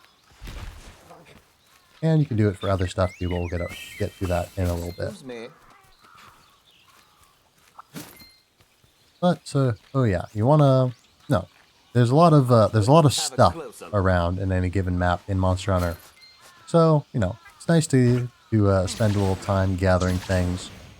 You don't necessarily need to gather all your supplies in the field, or there are ways around having to. Oh, rock lizard, nice. Yeah, rock lizards are very important to. Because yeah, rock lizards can give you armor spheres, not spears. Can give you armor spheres, which are good, which are very good, because they are necessary for upgrading your armor, as we've discussed previously. And I suppose I don't have any reason not to. So let's get back on Van, and we'll ride around. And so yeah, so there you see the map sort of filling in, giving you more information about where you can go to do stuff. Yeah, these vines and other surfaces like this, you can just climb up them. You don't need to wall run up them. Just wall running while you're climbing is faster. Yeah, also, if you find a wyvern nest, that means you can pick up an egg from it. You don't necessarily need to right now, and you probably shouldn't in a lot of cases, because if you drop the egg, then you can potentially get wyverns attacking you, which is undesirable in most circumstances, but very desirable in some.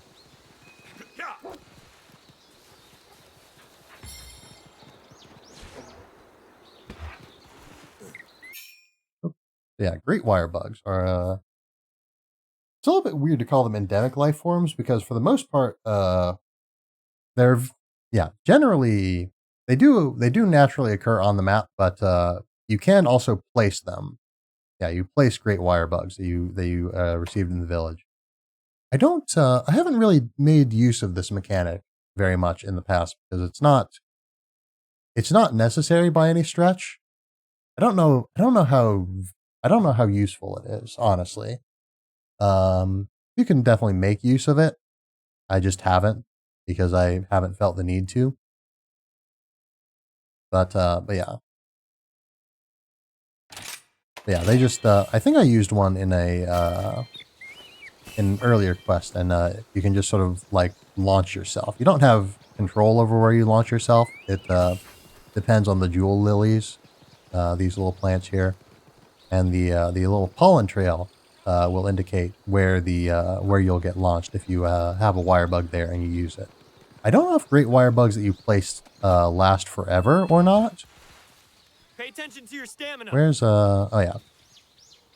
Yeah, I should also mention the if you see in the top left, that sort of section of the stamina bar that's red, that's empty, that indicates that you are hungry, basically.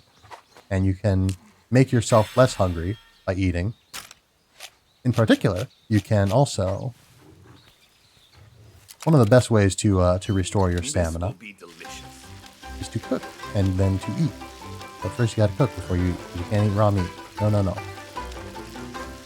So tasty. So, you can make well-done steaks. Those are the best steaks. Regardless of, your own personal preference to how you like your steaks cooked. Well-done steaks are the best steaks in-game. They will instantly refill your stamina up to the cap that is indicated in the red empty section. Yes, you can also get rare steaks, which are less desirable. They give you a bonus, but they don't give you as big of a bonus. And also your dog gets very excited, your canine gets very excited when you're cooking. And if you wait too long, then you burn the meat. But yeah, you can't cook rare steaks to make them into well-done steaks, and you certainly can't uncook burnt steaks. You can't just carve off the burnt bits, unfortunately. Yeah, I think if I pick that up, that'll probably end the quest. So I think I'm gonna explore around a little bit more before or we'll do it in another quest when we have to actually go into those areas. We'll just end this quest right here. Or nope, maybe we won't. Right, because that wasn't the I was gonna say that wasn't the right plant, but that was the right plant. It just sometimes the items that I think each type of like account item gathering point can give you like 2 different items, and it's random. So I think there's slightly rarer variants and there's slightly more common variants of the local account items of each category. Another successful hunt. Man, I love this very silly voice. I like the audio callouts in this game. I know I wasn't yeah, I don't know. It as someone who's been playing Monster Hunter since the days when they just sort of like grunted whenever they needed to vocalize, where all the characters just grunted whenever they vocalized. It's a little bit weird to have, you know, intelligible language callouts now, and just little barks and such that your characters will make. And I'm going to take a little sip real quick. It's a little bit weird to have characters speaking in intelligible language, but you know, you get some funny voices and funny lines out of it, so I can appreciate that. And there you can see Dango Calculator gives you a bonus to how much you're bringing home after each quest.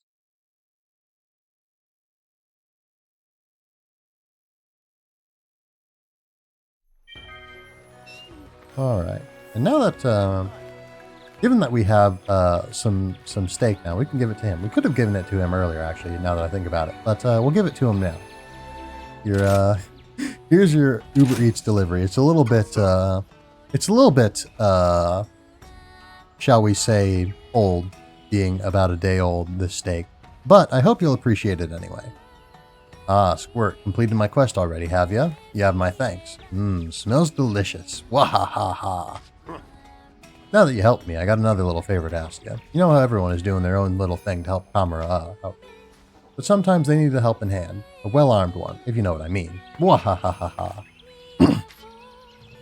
How about lending one to your fellow citizens if you happen on the chance? After all, strengthening relationships strengthens Kamura. Yeah, gives you some potions. A lot of potions for just one steak, but I guess it's, you know, the point of it is that it is a tutorial quest rather than, you know, an indicator of the value of steaks. Yeah, let's call our Kofu. Such a beauty. I think, yes, you can change the name. I was right. You can also change the color of your Kofu whenever you want, and you can make them disappear. What if it was all just a dream? Now they're back. But what if? Now we're good. But what if? Oh, phasing in and out. Oh, they're caught in the abyss. They're phasing in and out of reality. Oh dear. Counting on you, little friend. Nice. Yeah. Very nice. Oh, let's walk away from this wall a little bit so we can see our friend.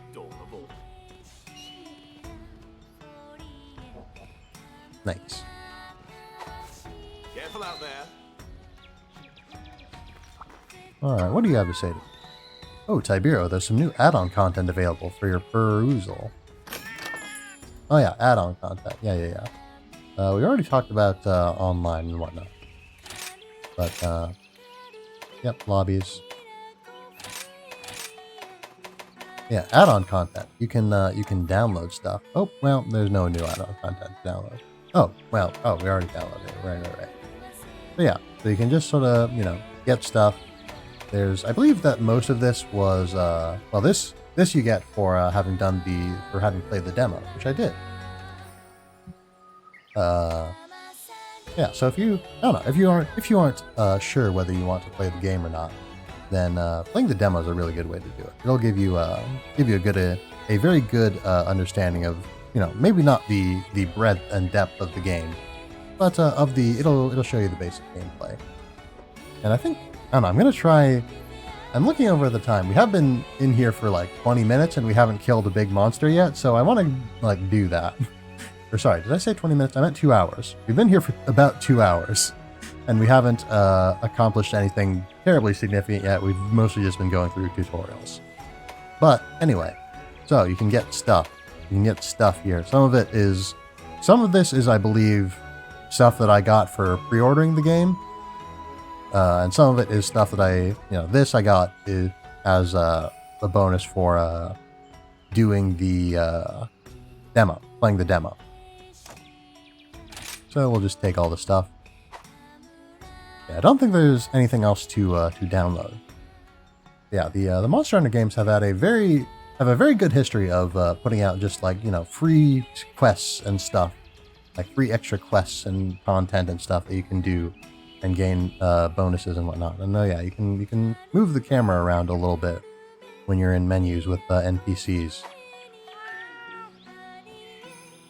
But yeah, so usually they, you know, release more quests and whatnot, and little bonuses and stuff as the game goes on, and it's all for free. It's very nice.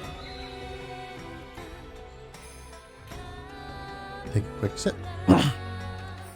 All right, quests. Let's do some quests. Hello. I don't have the opportunity to kill anything yet, or well, I do have the opportunity to kill things, but I don't have yeah, expeditions. Expeditions, you can just basically just go out to areas and hang out there for as long as you want and do whatever you want there. It's really nice to have expeditions. They had essentially the same mechanic, but it was called something slightly different in it was activated slightly differently as well in World. But in a lot of older games, if you wanted to be in any given area, you had to be there in a quest, and you could only be there for as long as you could be in a quest, which varied depending on the quest. But most of the expedition equivalent quests in older games did have time limits on them, so you could only be out gathering for like an hour or so, maximum, which is unfortunate. But in this game, you can be out for as long as you want. No limits on exploration or resource gathering or anything. You can just, you know, go on expedition quests and remain. You could go on an expedition quest and just sort of stay out there in the wild for years if you wanted to. I wouldn't necessarily recommend doing that, especially not at this point. But you could do that if you felt so inclined. If you just wanted to live the life of a sort of virtual hermit in the Monster Hunter world. But yeah. So, you know, stuff can happen. Various random events can happen while you're out in the field. Yeah, I haven't encountered any such random events in my time playing. But let's kill some Jaggers. Good luck. Let's kill some Jaggers to get the blood up, and then we'll move on to killing larger and more dangerous things. Yes, calculator, more camera points, very nice. And again, the rest doesn't matter too much.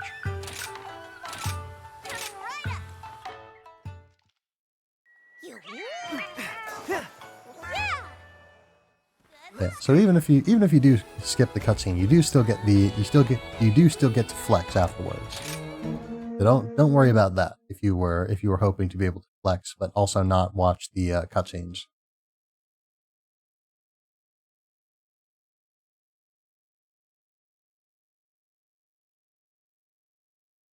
Yeah, I love these little scrolls that they have for loading the game. Yep. As Tushi says, red circles on the map are your target.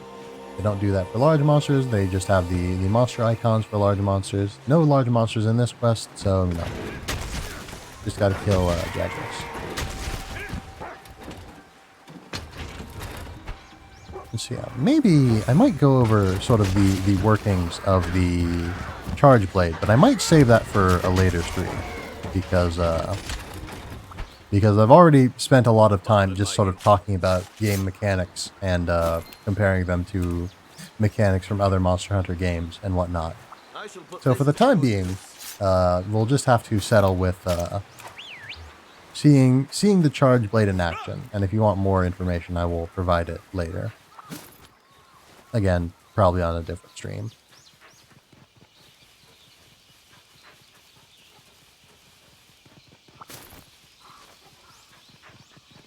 Yeah, I don't think the red dots go away until the monster corpses themselves have disappeared. So even if it shows, you know, red dots on the map, that doesn't mean that there's still monsters, small monsters there to hunt. It just means that their corpses are still there for you to hunt.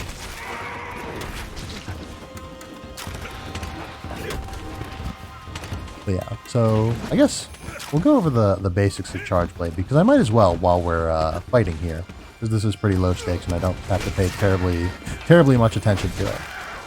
So in short, you can hit things with your little sword here to charge it up. Then you can switch into axe mode, and you can spend those charges to do bigger attacks. And you can also use those charges to empower your shield. And once your shield's empowered, whoops, there you go. You can charge up your sword also.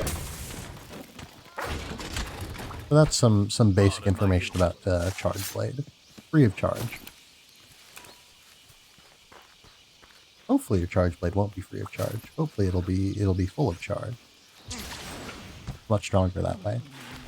Yeah, I don't know if the amount of charge or the amount of files, because you charge up each little icon up there, each little of those little icons is a file. You get files, individual charges. Because yeah, if you have 5 of them here, like I have, and you can use basic elemental discharge. Oops. You can use your basic elemental discharge 5 times, and your amped elemental discharge will hit 5 times. And I know I just talked about how I'm not going to go into the specifics of how Charge Blade works, but I guess I'm going to go into the specifics of how Charge Blade works. But yes, you can still carve while you're on your Palamute, so this is a good opportunity to show that off. Yeah, I don't think Palicos will gather materials from slain small monsters, but they will gather materials from gathering points just in the map. They'll catch bugs and dig up rocks and whatnot.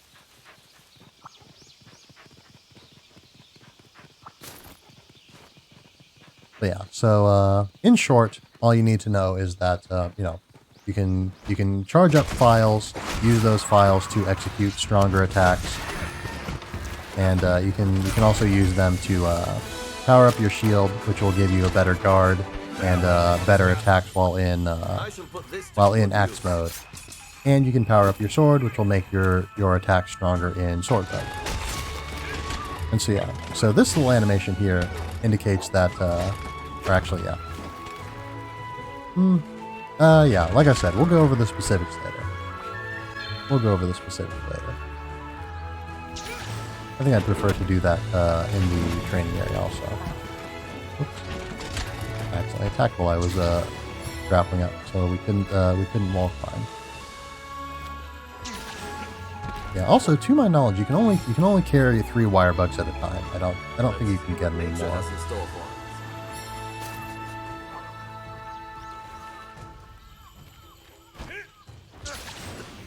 And we'll just swing around a little bit, see if we can unlock a little bit more of the map. Pick up some more resources while we're out. Our quest is completed.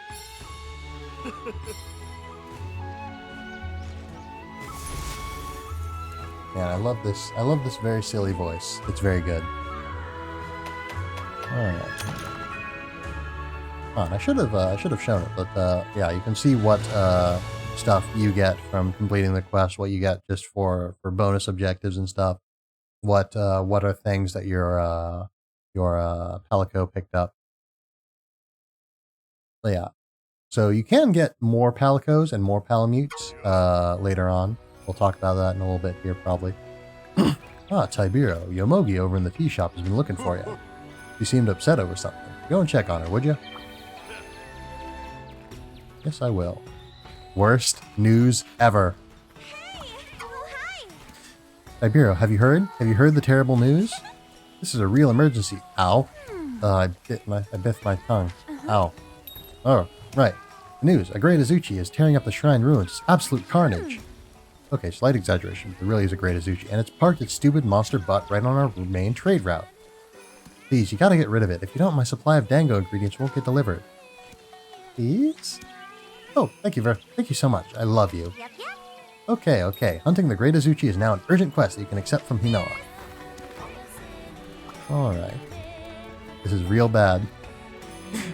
It is real bad. How are you today? Tiberious, an urgent quest has just been issued. Urgent quests need to be taken care of ASAP, and if you don't, things can get bad, like real bad, and right now things are looking grim.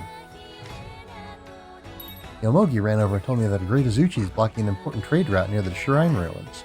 And it's not just any old trade route, it's the one the merchants use. merchants use to bring in the ingredients for Bunny Dango. Oh no, we might actually run out of Bunny Dango. I feel faint. We've got to get rid of that monster. But be careful. Great Azuchi usually have a band of mini Azuchi in tow. They can gang up on you if you don't watch out. Okay, get out there and save our Dango. Make sure to check the special quest as well.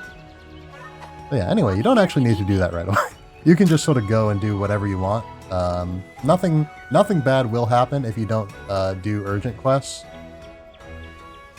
Yeah, you know, that's a very video gamey type of thing. But yeah, no, if you were worried at all, you don't have to worry at all. Not even slightly. You can do whatever quest you want, do whatever you got to do to get ready, or just, you know, ignore them for a while, for as long as you feel like. But you know, you won't get. You do have to complete urgent quests in order to progress the story. So you do have to do them at some point if you want to progress the story, which I guess you might not want to. But oh, we can't go to the. Can we not go to the Buddy Plaza right away? Oh yeah, this guy will give you great wire bugs. To my knowledge, he's the only guy who gives you great wire bugs. You ever heard about them great wire bug thingies? Well, they're pretty much wire bugs, but, you know, bigger. Yep. Except their wires are much stronger. I mean, if you hop on one, it'll launch you way, way farther than a regular old wire bug. Sure. Only catch is, once you set them down in some jewel lilies, they ain't moving. And since they're so big, they're hard to steer. But once you place one down, you'll be zipping all over the place, and they'll be there when you come back, too. Okay, so they do persist between hunts. I wasn't sure of that. I guess I didn't pay that much attention when I was talking to this guy before. Shame on me. Piqued your interest. Alright, here. Some great wire bugs of your very own. Don't say I ain't never did nothing for you. Try it out next time you're on the hunt and spot some jewel lilies. I'm telling you, it'll make the trekking part a breeze. So yeah, the maps are a lot more sort of craggy and whatnot than they used to be. Ah, new cutscene.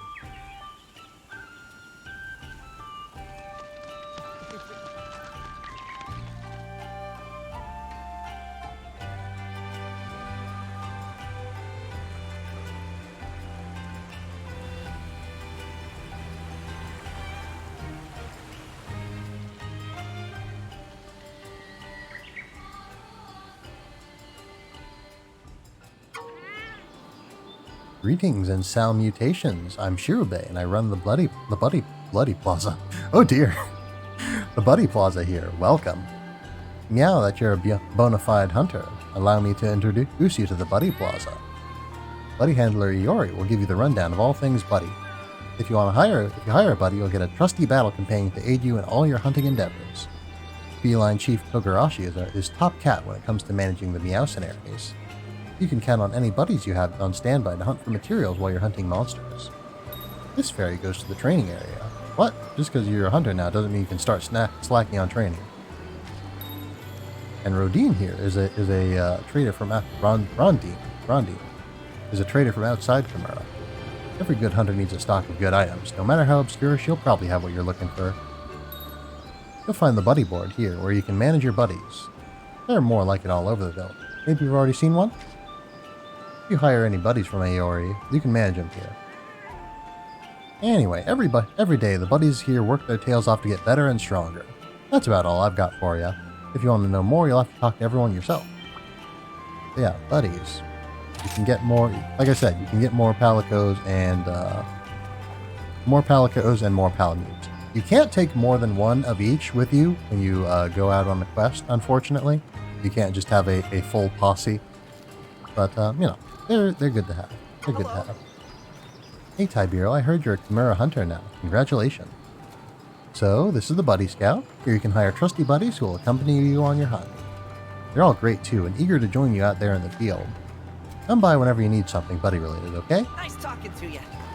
We do need something buddy-related. We would like some more buddies, if you would not mind. But yeah, a buddy's level will determine their hierarchy. Right. I didn't know that. I didn't pay attention to that much. But yeah. So you can get buddies. We'll skip the tutorial because I can talk about them. So yeah. So you get a random selection of buddies with various skills, various preferences. Press down on the right stick, and you can see more details about what the abilities they've got. I don't know I don't know that you can change these. I know in, in older games, here I go bringing up older games again, that let you have multiple buddies or multiple Palicos specifically, because you weren't able to have Palamutes in any game before this one. And let me just take a sip though. Yeah, like I was saying, in older games that have that let you have multiple Palicos, particularly 4 and Generations, I think those were the main ones that let you have multiple. At least they're the only ones that I can think of. They're the only ones that I played, perhaps to be more specific, that let you have multiple Palicos. And maybe not that. So I don't know. I feel like I played 4 and Generations at about the same time, so they kind of blur together in my mind. So I might not be speaking entirely the truth here, unfortunately. But yeah, so you can't give them different skills. You can choose which skills that they have equipped, but I don't think you can give them new skills or anything like that, or new moves. But you can just get whatever buddies fit your fancy. I believe that different buddies can have different abilities from different types of buddy. I think they will always, the type of buddy that they are means or will determine what their like final ability is, what their like ultimate ability is. And yeah, only Palicos have these sort of specializations, different like abilities. Because yeah, you have a lot more ability to customize your Palamutes. And yeah, you have a lot more abilities to customize your Palamutes and whatnot. Yeah. So yeah, the skills, are random. The moves are random, but there's always one that's set based on their type. So like Bombardiers always have Giga Barrel Bombay, I believe. Gatherers always have Pilfer. Healers always have Health Horn. Assist types always have Poison Parisen. Fight types always have Furious.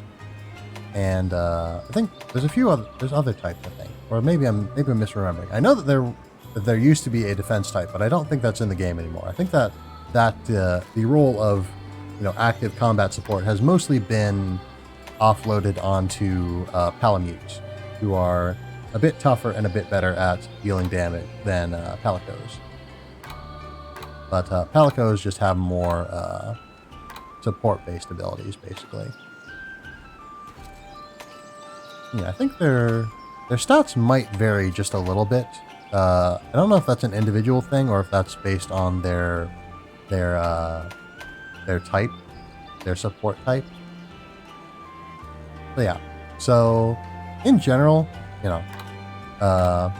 you can sort of wait around and see if you get like one that has abilities that you like. But one thing, buddies, you can use them for automating some tasks to make it easier for you to gather materials and whatnot.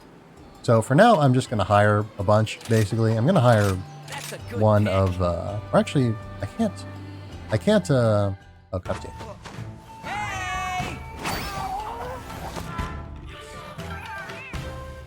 Yeah, there's a few variations on this cutscene, so we'll probably watch it multiple times. But I was going to say I would hire one of every Palico that was available here that was a support type that we don't have, but I definitely can't afford that. Roger. So we'll hire one more after this, I think.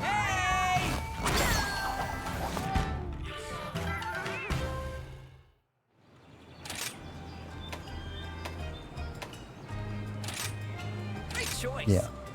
All right.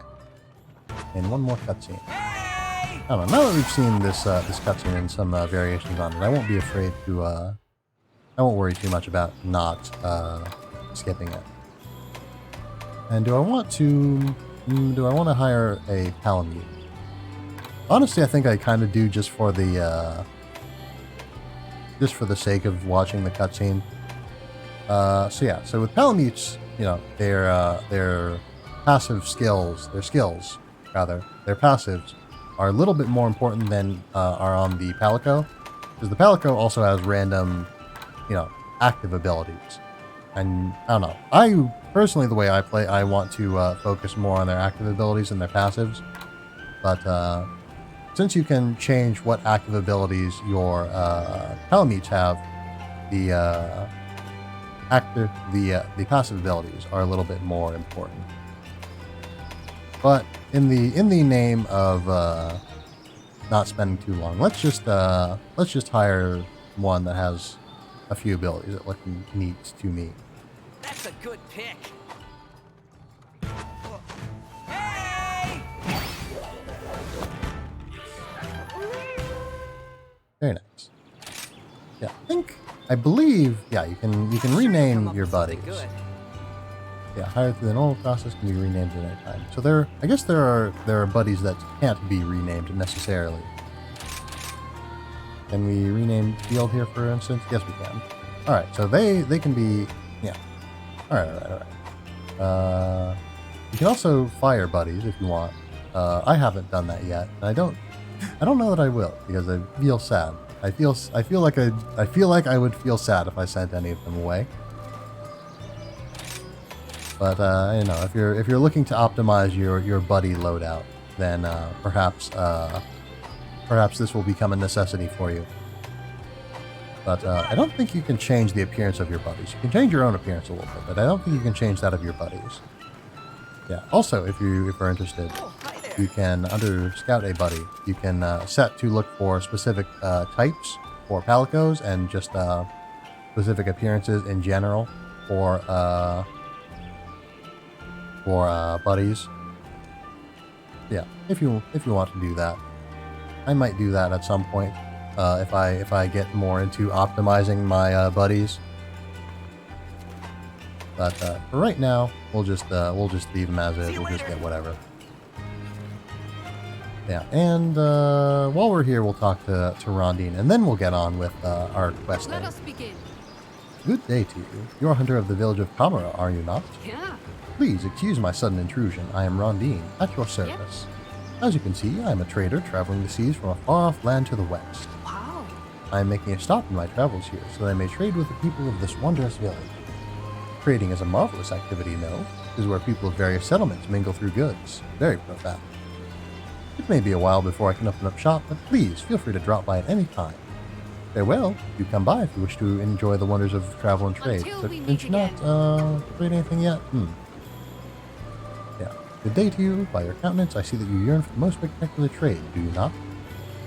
But alas, I must yet prepare. You have my word. I shall inform you when all is in order. Alright, so part of the reason why I recruited all those buddies is not relevant right now. So maybe I should have saved it for later. But we've still got about 2.5 hours at this point, so we've got plenty of I guess probably not 2.5 hours, because we'll have to go we'll have to go at 5. So that's our seeing all these exclamation points is going to bother me a little bit, but whatever, we'll just have to deal with that right now. So let's get a hunting. Let's finally hunt a large monster.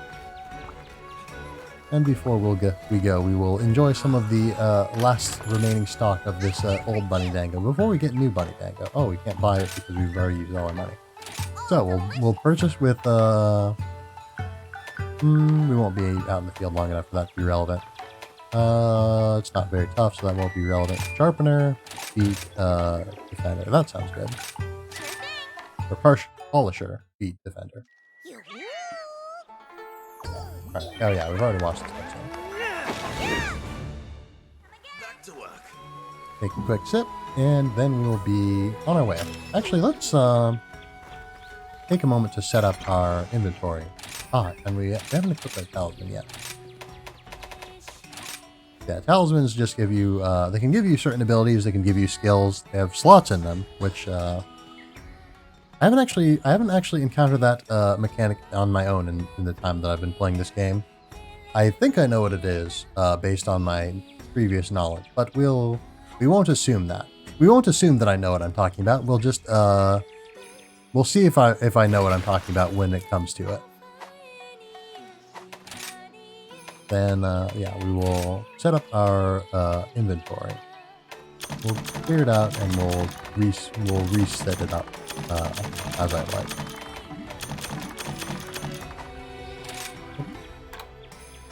Yeah, potions. Mega potion. Antidotes for now because we don't have better poison curatives. Rations. Steak. Honestly, you know, if we've got these many steaks, we probably don't need rations. But yeah. Pardon me. Flash bomb. We'll carry one of those. Gun bomb. Yeah. We almost certainly aren't going to be using the vast majority of this during our hunt, because I can't imagine it's going to be that difficult. Mostly because I've already done it. But yeah. We'll leave this as it is for the time being. And you can also have loadouts. I'll just register over this one. It's not quite how I want it to be, but yeah, we will leave this as it is for now. And let us be on our way.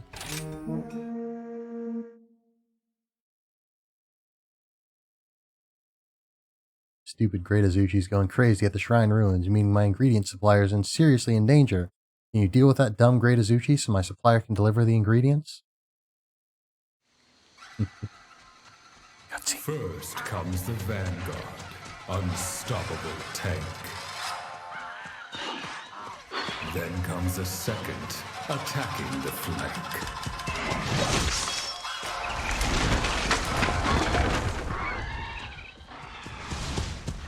Finally, the General, the highest in rank.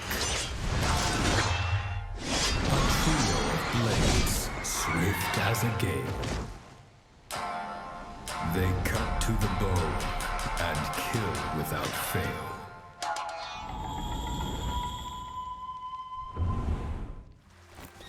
Let us begin. Oh yeah, it's great. Poems are great. Give me just 1 second here. Alright, supply box. We've already been over that. Yep. Yeah, just a quick note. If you are playing multiplayer, the supply box is not instanced. So that is to say, stuff that you take out of the supply box will be taken out of the supply box for everyone. So you can't just take whatever's in there if you're playing online with other players. Gotta leave some for that. It's only nice. Yes, also, this feline's just sort of hanging out. Just sort of living in the wild. Chilling.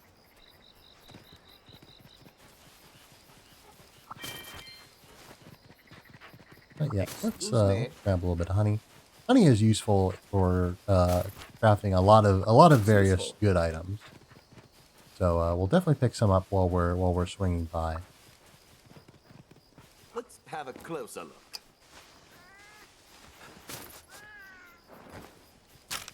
And no, while we'll max out our stamina by having a little raft.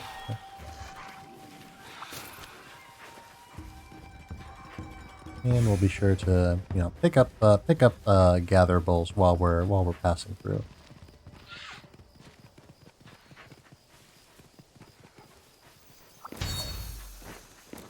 Yeah. So other than the spear birds, I believe all of the benefits that endemic life and all the little buffs that they can give you, again, other than spear birds, I believe those are all. Well, they are. I know they are all temporary. They are all temporary within the hunt. They're only around for a certain length of time. I don't know how long that is. I would assume not very, but again, I haven't done the research on it. I haven't timed it. Oops. Wrong way. Went too far. Yeah, I know a lot of people just pretty much just rely on the Palamute for fast movement, but a lot of the time it is a lot faster to just climb over things. I believe I was talking about it earlier, but the maps are a lot sort of craggier than they were in previous games. You know, since you can just climb up and down things. You know, you can just climb over walls. And, you know, a lot of the time, not necessarily all the time, but a lot of the time, yeah, like, going over a wall will be faster than going around it.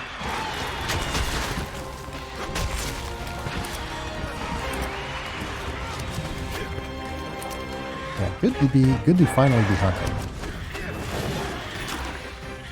Yeah, one fun thing about, if I can, yeah, I'd like to be able to, hit properly, but, one fun thing about, Great Izuchi is that it, attacks in tandem with a group of Izuchi that, gather around it, which is not a behavior that I think any monster in any older game, exhibited. I don't know that any other monsters in this game exhibit it either, but yeah, it's nice that Izuchi here at least knows how to be a good friend to all of his lackeys and work alongside them.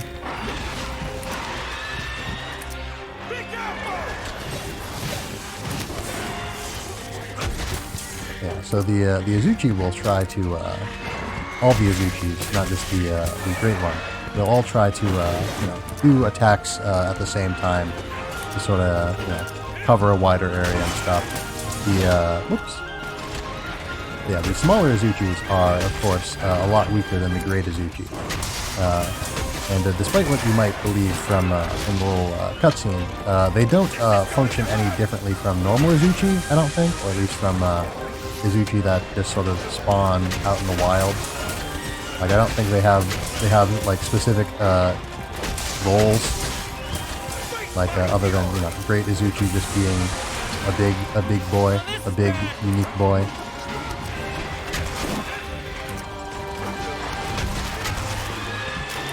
Yeah, so rage is a mechanic that is something that's useful to note. Yeah.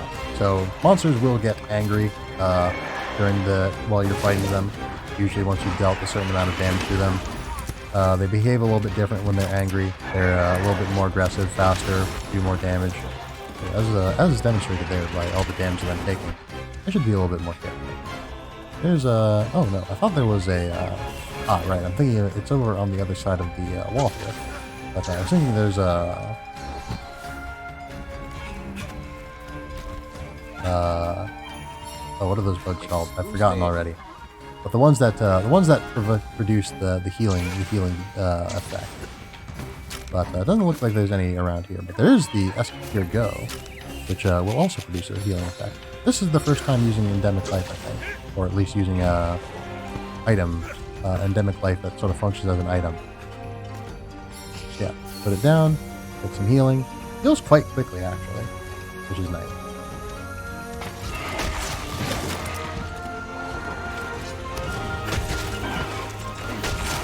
Yeah, and also your Calico's dialogue will change depending on their type, I believe, their support type.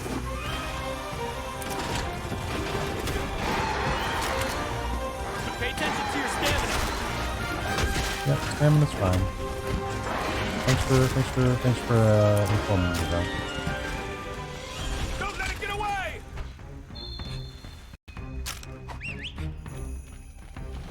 I suppose we'll have a snack while we're on the road here.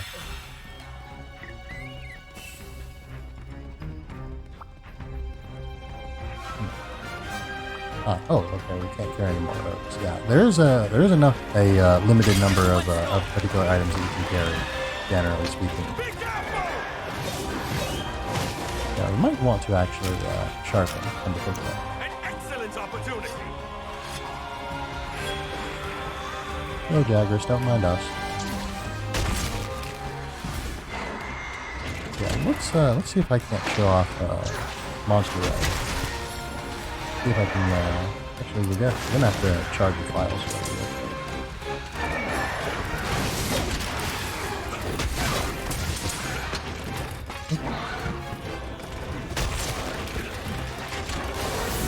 There we go. Now shield's charged.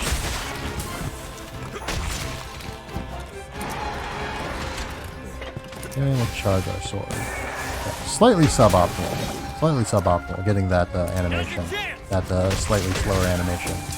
But if you, yeah, getting that slightly slower animation on the, I guess I don't know. It won't really matter until we talk about more in depth about the charge laser mechanics.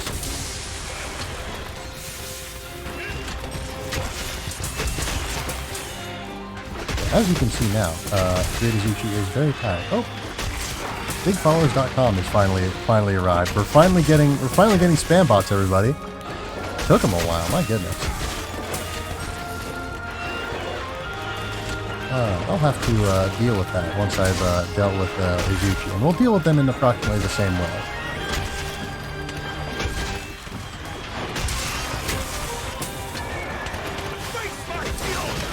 Oops. Oh, got knocked out of it.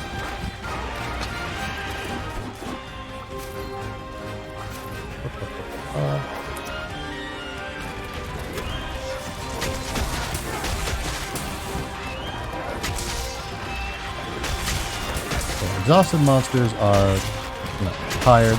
They move slower. Have long sort of periods of like catching their breath in between attacks.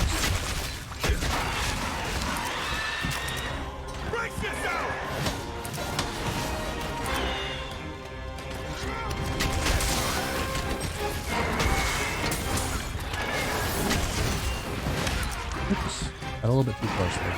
Didn't quite dodge out of the way.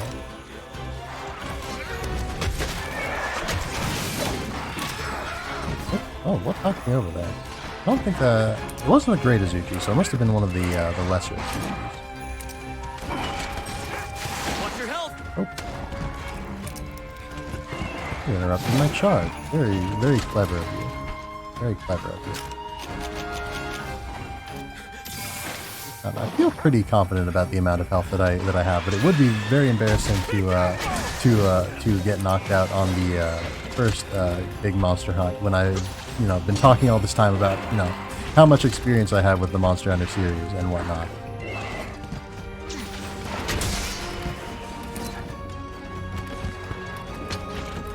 Yes, there's a reason I keep doing this. I want to show it off if I can, but I might not get the opportunity.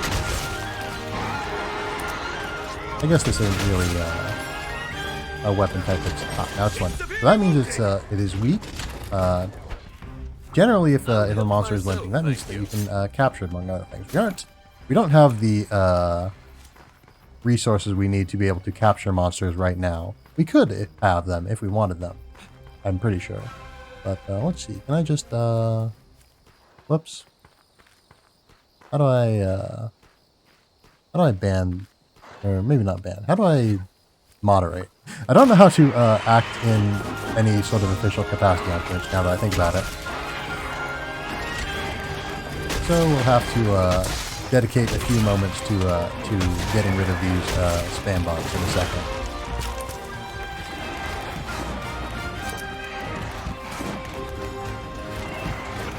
Now, one quick note. Oh, there we go. All right, very fast. Yeah, one thing to note about the one thing to note about the charge blade is that when you're in axe mode, you will move slightly slower than you do in sword mode, because it's so big and unwieldy, I suppose.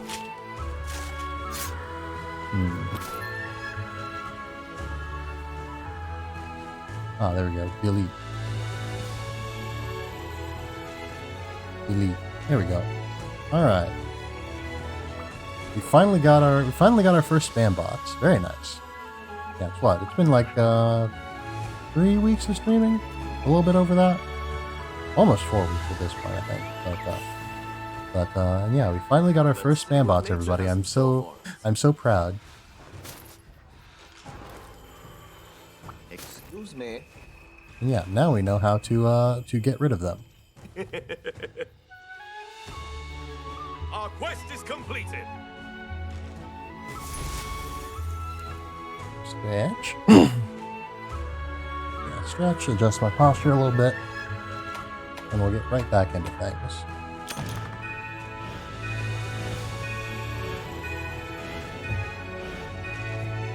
Yeah, and so as you can see, the price of recruiting buddies isn't too bad. You know, you get I got back like all the money I spent on them in like one quest and then some. You know, don't worry too much about managing your resources and whatnot.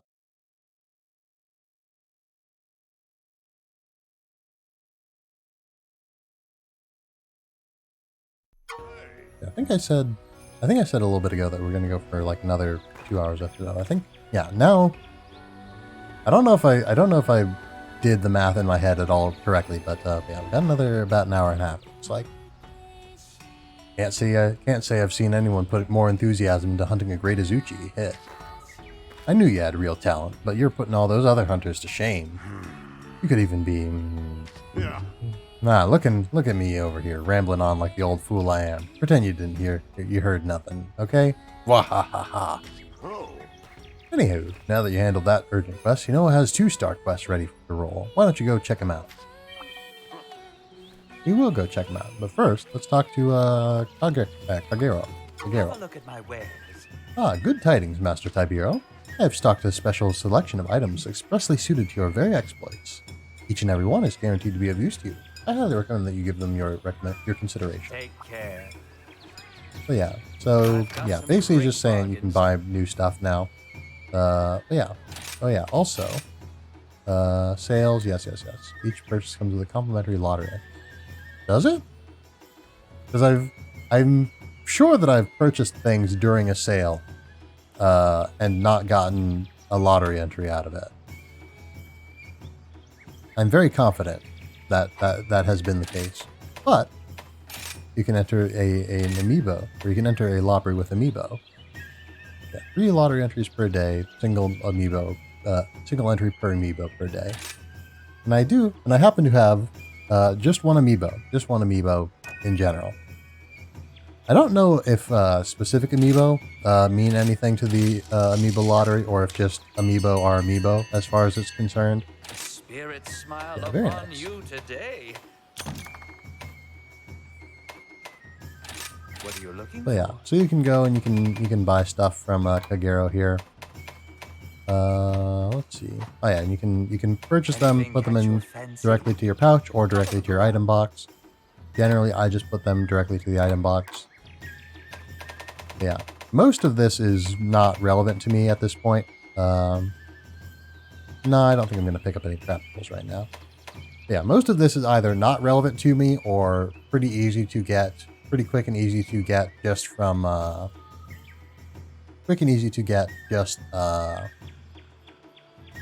to just gather the materials for and make yourself. So, you know, I'm not worried about, Don't make any I usually purchases you might regret later. I usually go very long stretches of time without buying anything from merchants in Monster Hunter games. Come again. Hey, Yeah, this guy gives you a lot of great wire bugs. I don't know if there's any other way to get great wire bugs, or if this guy just gives you all the ones you will ever need for your game. Okay, so it wasn't ready until after you unlock 2-star quests. Right. Yeah, so now Rondine can do more stuff for you, or rather, you know, you have unlocked more stuff to do that you can talk to Rondine to do.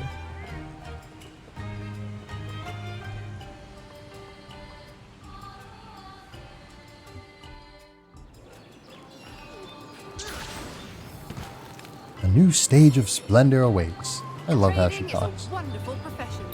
Hunter, we are finally ready for the most magnificent trading you and I shall ever undertake. Allow me to explain.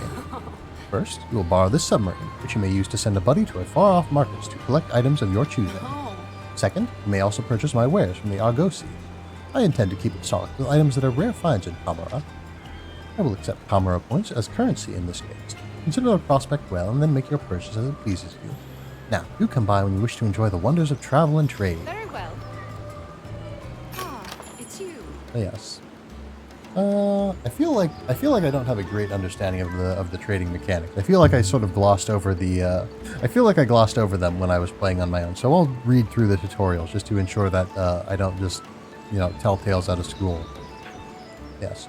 The Argosy is a mercantile vessel run by Rondine the Trader that is moored at the Buddy Plaza. While its primary purpose is for bartering with villagers, it also offers items for trade that are highly beneficial to hunters.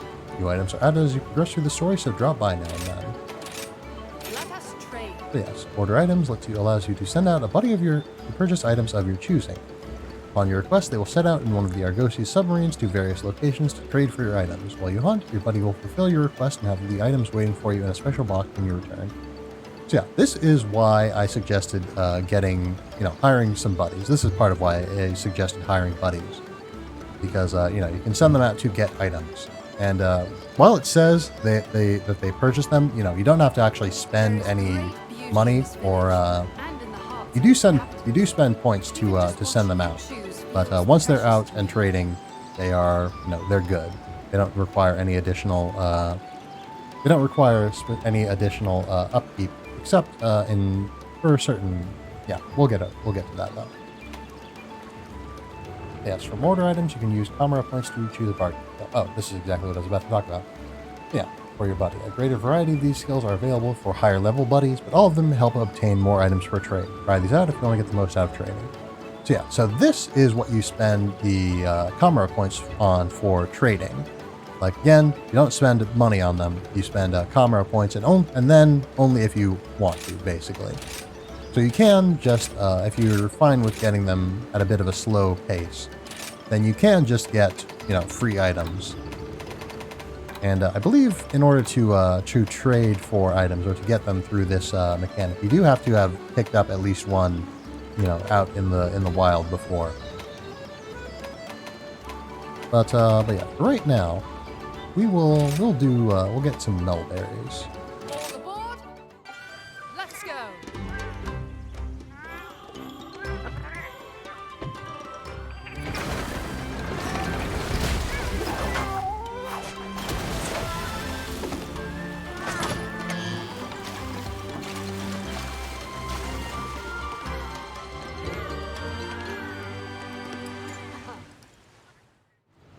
Cutscenes are great in this game.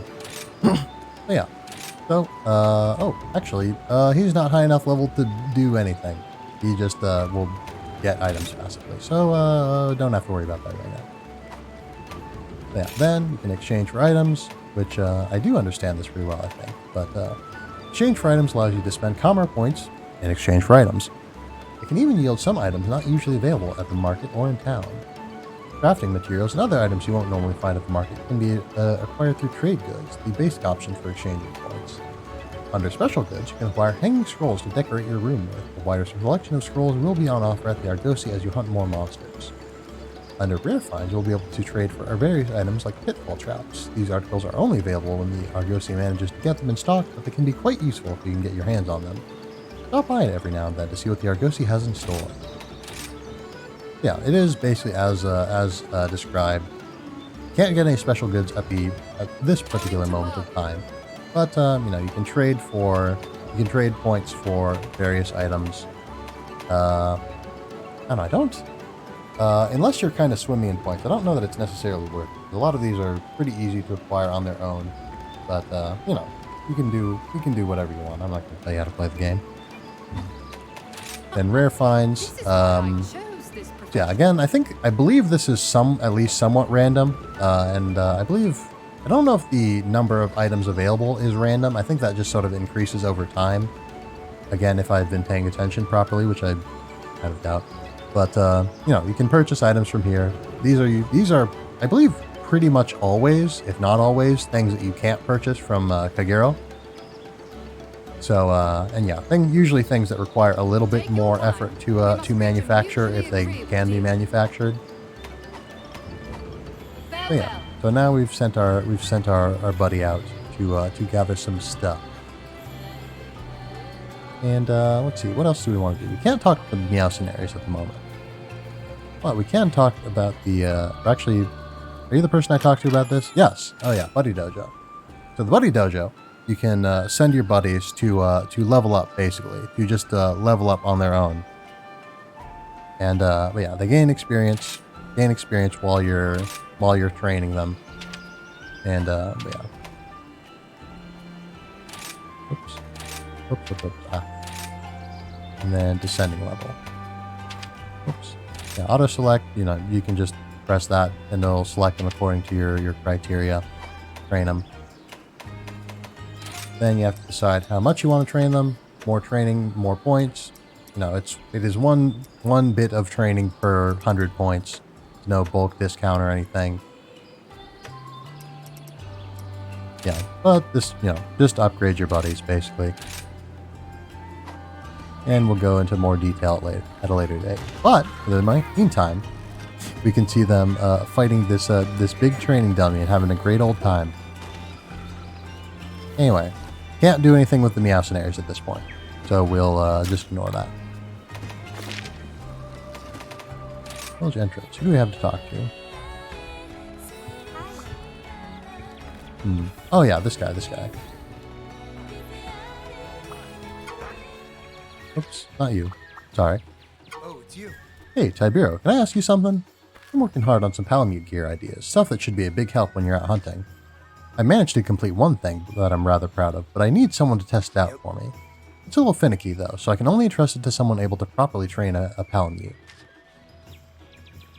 If you can train one of your Palamutes, I'd happily give it to you. What do you think? Yeah, you have to get them to level 5 before you get these extra little bits of gear, and we'll go over that later. We're going to go over a lot of things later, I guess, but for right now, I do want to focus a little bit more on hunting monsters, the purpose of this game, hence the title. Yes, welcome back. The Great Azuchi has been hunted and the ingredients have been delivered safely. Yomogi is back to our usual routine and I am no longer in panic mode. Crisis averted. And now, as a reward for the Defender of the Dango, you can take on 2-star quests. You're on your way to the top, but you're not out of the woods yet. More dangerous threats await, so make sure to prepare well. How are you today? Alright, quest time. Let's, I don't necessarily know what we want to do at this point, but I think first we'll just fight Narzeros. We'll hunt an Careful Narzeros. out there. Hunt an Narzeros. I'll decide what else we want to do from there. Because I'm not super familiar enough with Take your order? Moneymaker. That will increase the amount of money that you get from each quest. Sort of the money equivalent of, or I guess Zenny. Zenny is what the currency is called. The Zenny equivalent of Dango calculator. All right. And so yeah, this thing does have a pretty decent chance of hitting me and doing some reasonable damage. So oh well, I didn't get the defender, but you know, still got what we got. And we already sorted out our items, I believe. So we should be let's sort out our items just here. All right, we didn't sort out our items at all. All right, let's get a move on. But yeah, so we can look forward to another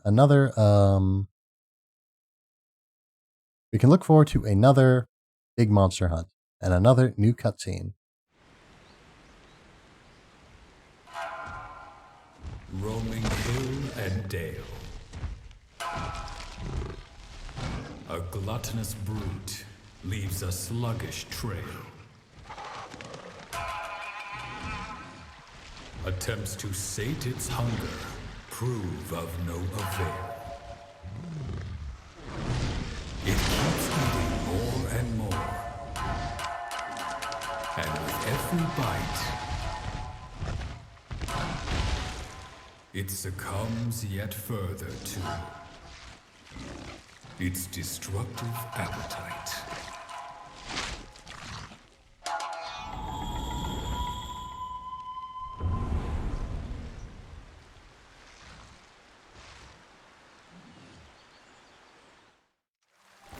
Let us begin. Yes, very dramatic, very dramatic. Perhaps more dramatic than the Arzuros necessarily demands, because it is not a terribly threatening monster. But it is not a complete non-threat either. Let us move. Excuse me. Looks useful.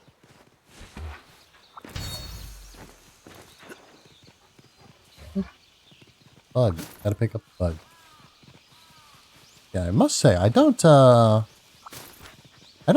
usually go out of my way to pick up a lot of endemic life. And I was just, yeah, just to make clear, that was not a bit of endemic life that I picked up. That was just an item. Have a But close I don't go out of my way to pick up a lot of endemic life before starting hunts. I should maybe, I don't know. I'll think about doing that when the hunts ramp up in difficulty a little bit.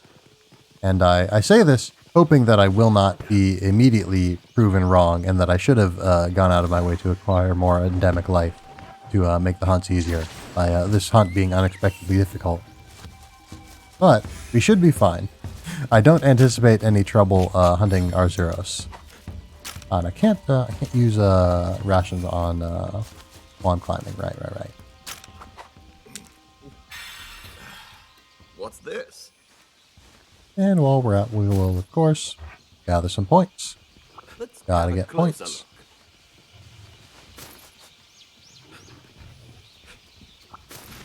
So yeah, so these black felines out and about are also what are called malinxes, and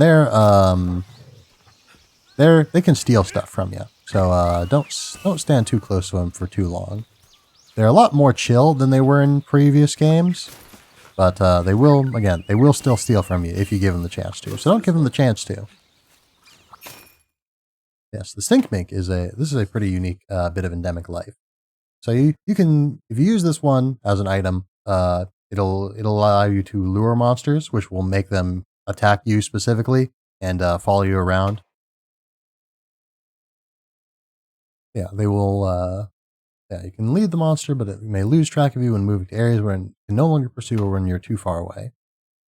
Yeah, so you can use this to lure monsters into traps or near allies or away from allies if you've got allies who are in danger. Yeah, and you can also lure monsters to other monsters and have them fight each other if you feel so inclined. And you know what? I do feel so inclined. I'm going to do that because it's fun. Try and catch me! Hello. There's the top. Follow me, please. If you'd be so kind, Arzuros. Come along. I maybe didn't need to lure it quite this early, but, you know. Come along.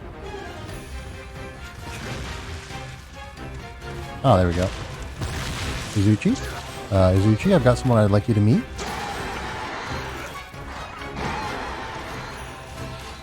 Alright. Now they'll fight each other. Yes, now they're in a mounted state. Jumping attacks or silk bind moves. So this is why I was, jumping and using the silk wire bugs to, whoops.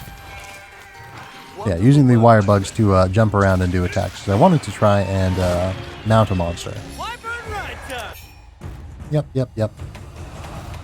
Yeah, we will definitely go over this in more detail later, but for now I just want to show it off because it's very cool. And another new mechanic in this game.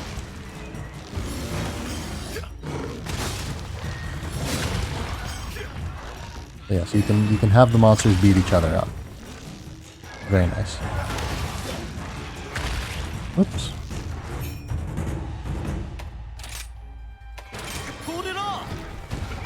Ah, I didn't manage to get back on after that, unfortunately.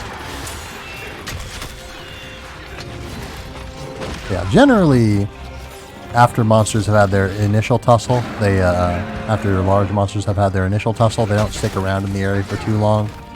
So, by and large, you don't have to worry about getting overwhelmed by large monsters. Usually, they mind their own business after they've gotten to know each other.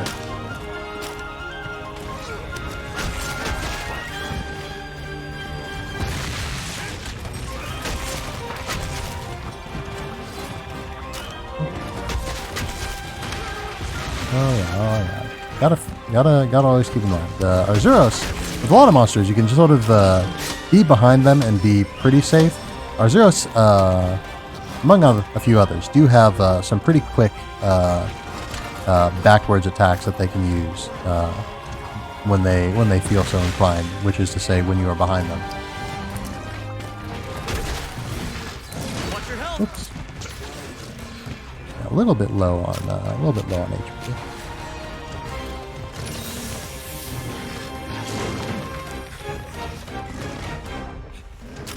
Yeah, usually it's more common for me to use healing type Calicos, so I'm kind of used to being able to be a little bit reckless with my HP and rely on my Calico to heal me when I'm in trouble. But I gotta remember that I have a Gathering Calico right now who I don't know that they have any healing abilities whatsoever currently. But it is all cool. And so yeah, just so you know, if you use an item from the quick menu, it'll automatically sheath your weapon, so you don't have to worry about sheathing it and then going and selecting an item.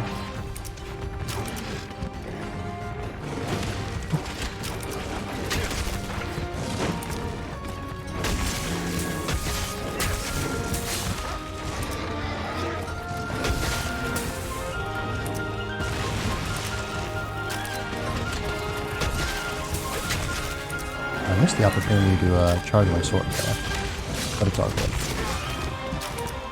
Or rather, I missed the opportunity to charge my sword efficiently, the efficient animation. Whoops. Okay, now he grabbed me. The grab's not too bad, but yeah, he can. If they grab you while you have honey on you, actually, they will attempt to eat it, but yeah, they will start eating it rather after they have thrown you, which can distract me for a little bit if you feel so inclined. If you want to trade the HP for that, which is not a bad trade generally, to be honest.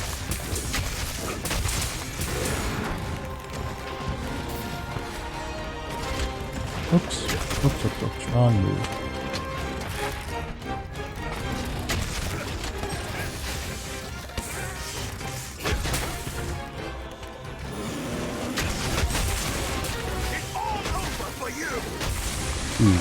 Kind of missed with the amp discharge there, but it is what it is. And he's going to start moving again. Keep attacking!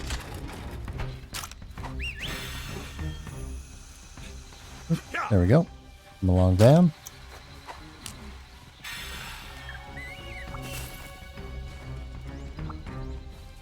Never used trap bugs now that I think about it.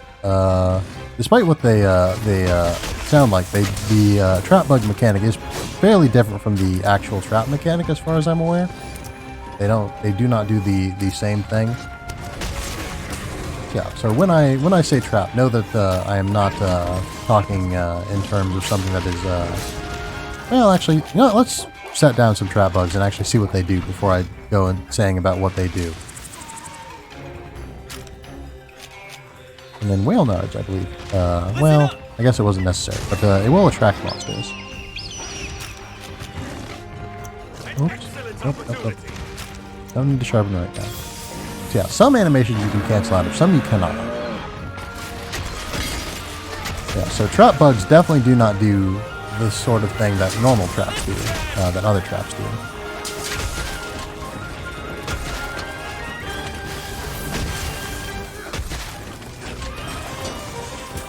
Yeah, so now I do definitely need to sharpen it, because I'm very low on sharpness.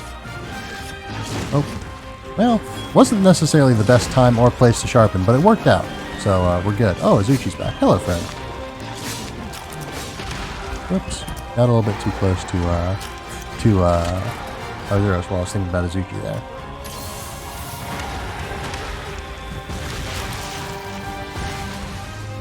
Yeah, also, the ability to move while you're drinking potions is new as of Monster Hunter World, I believe. So that's it's a very nice mechanic.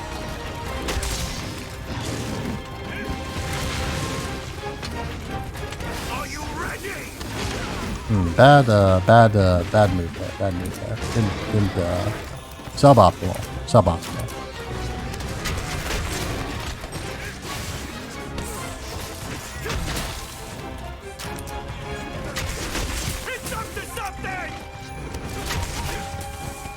Yeah. So if you may have noticed, your hunter will make a lot of callouts a lot of times, and they aren't always necessarily very useful. But, you know, they're trying their best. They want to make sure that you're informed about what's going on. Alright, this is a good opportunity.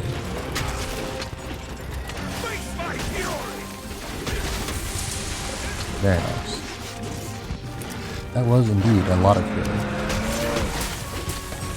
So yeah, big part of using a charge blade is knowing how to switch between different modes to efficiently build files and then spend them, so that you're not just building them up or just spending them and not having them available to provide their effects.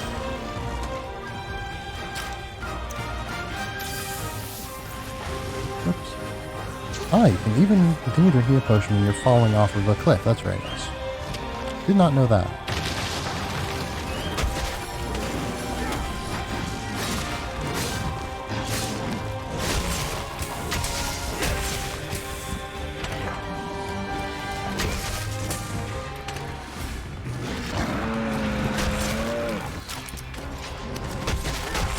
Yeah, I like that. I like that Ozuros just sounds like a bear. It's just a bear, a big armored bear, but it's a bear.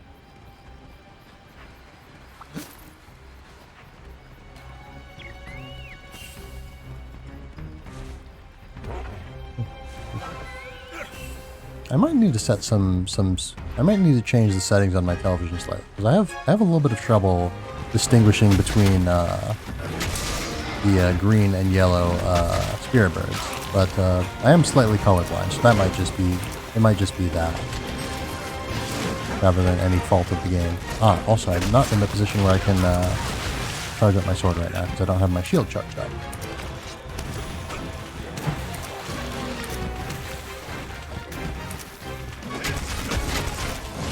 Oops. Alright, getting careless again. Let's not do that. Ah, and there is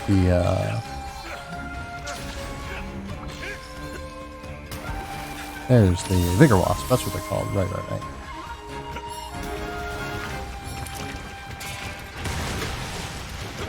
Oops. Oh dear. Ah, right. That's the grab attack. Forgot about that.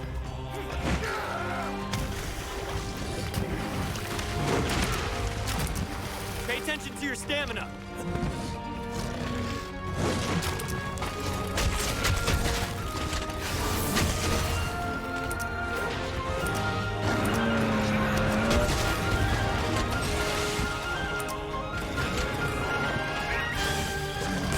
There we go. So yeah, when it flashes like that, then is when you can release. If you release it too early, it just will not happen. You'll just attack.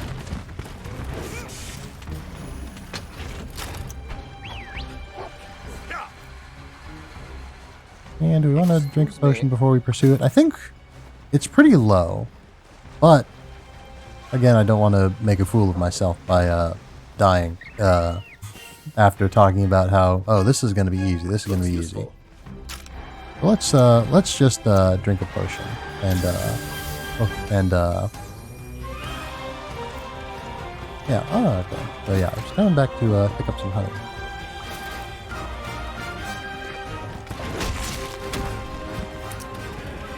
Very focused on that honey, actually. Oh, and I whiffed big time. Unfortunate.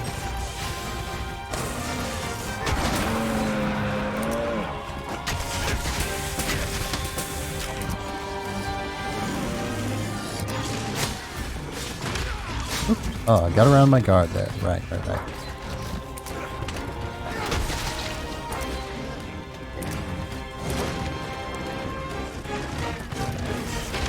Oops.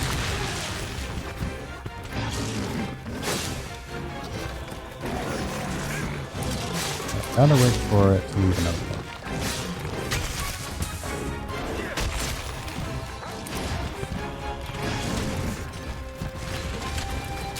Alright, this should be good. Potion. Blind. There we go. Flash blind. Nice. Oh. But yeah, they can still attack while they're blinded. They just can't see you, basically. Yeah, nothing stopping them from just taking a wild guess at where you are and being right. Oh, there we go. Alright, hunt done. Very nice, very nice. And where are we? Oh. Pick up a bit of material. Pardon my And then we will carve.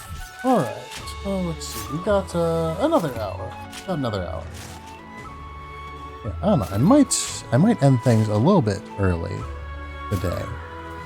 But yeah, we'll give it at least one, possibly two more hunts. Yeah, I think what we will do actually is, depending on how many quests we have left to complete in order to make it to the next hunter rank, we might just do whatever we got to do to get up to that next rank. Or yeah, clear out some quests, and then we might call it there. Because yeah, I think there is a fairly significant event that will happen in yeah, a fairly significant event that will happen Good job, my friend. shortly when we make it into 3-star village quests. Yeah, take a little sip.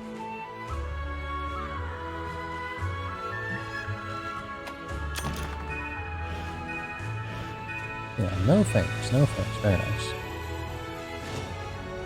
I can maintain my credibility as a pretty decent Monster Hunter player. I will not presume to be an especially good one, but I am a competent player of Monster Hunter. Someone wants to talk to you. Who wants to talk to you? A lot of people want to talk to me, but I don't particularly want to talk to them right now. Good day for a hunt. Alright, let's hunt let's hunt all of the big monsters that are available now. Yeah, so we'll also hunt a great baggie. Good luck. Oh yeah, the event. Yeah, the thing that I thought was happening is not going to happen just yet. So don't have to worry about that. Don't have to worry about that. Get your money, Dongo, right here. Alright. Mango Harvester, again, not going to be useful because we're not going to be in the field for super long. Polisher.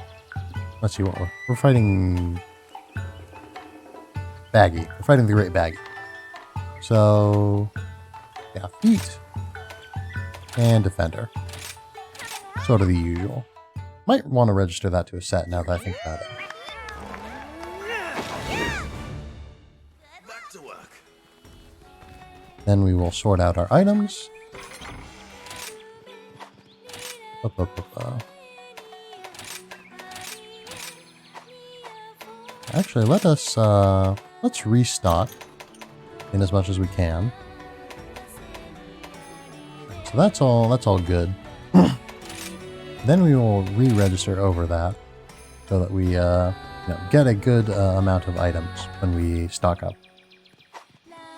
And yeah, nothing else that needs doing right now, I don't think. So let's get moving.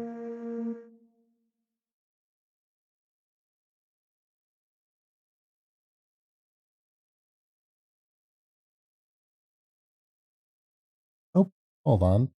Seems I've lost tracking. How long have I not had tracking?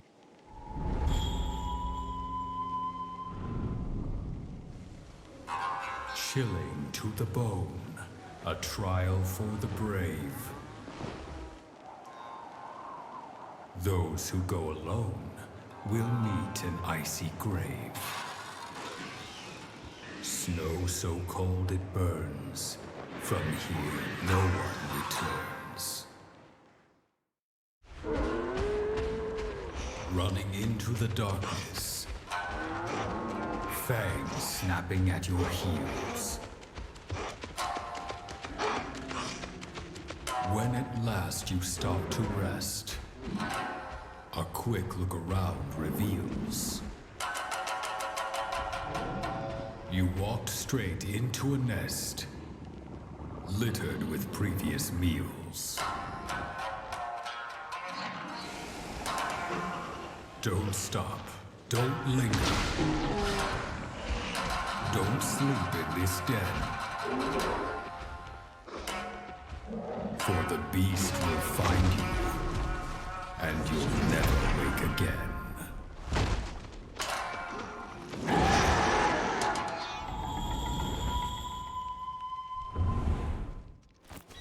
I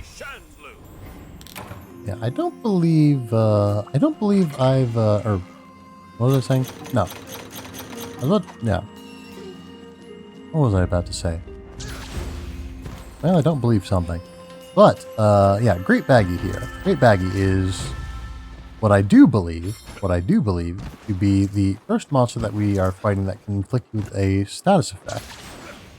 In particular, Great Baggy here can cause sleep. Cause you to fall asleep. Which is obviously undesirable.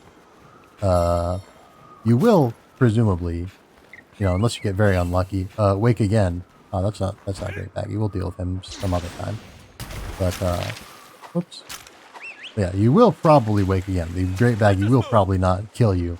It probably will not reach through your television and destroy you when your character falls asleep. But,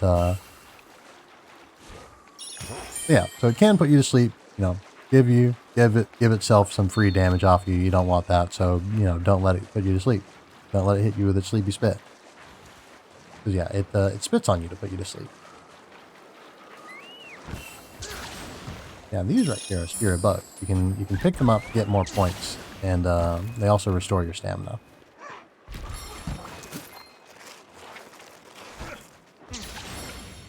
Yeah, so over here should be Great Baggy. There he is. Yep.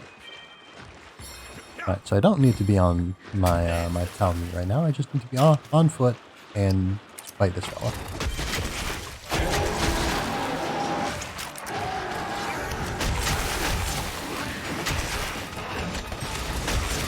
Yeah, one thing that you have to keep in mind with Charge Blade is that if your files are sort of get overcharged, if you don't load them fast enough, your weapon will start to deflect and do less damage and not be able to combo effectively and whatnot. And you don't want that. You want to have your weapon work. So don't let that happen if you can avoid it.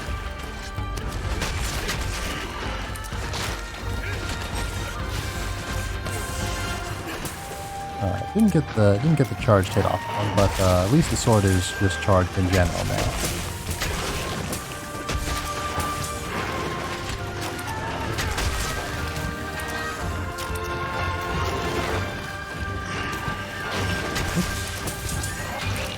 Power through that attack pretty well.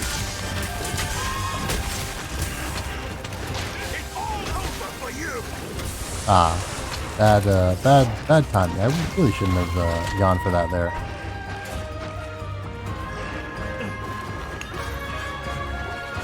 Do a little bit of mining while we're out fighting, and you know what?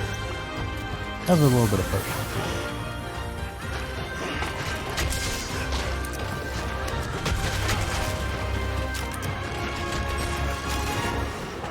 Ah, didn't pull off the charge. Didn't pull off the sword charge. And I didn't really even mean to do that there. Oh well.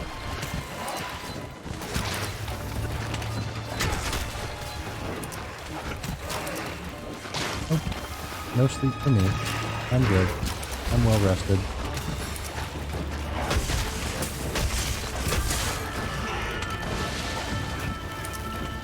Alright, this would be a good time to do a little bit of the elemental discharge on him.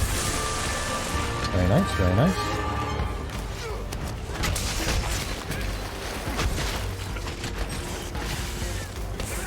There we go, and now we can charge our sword.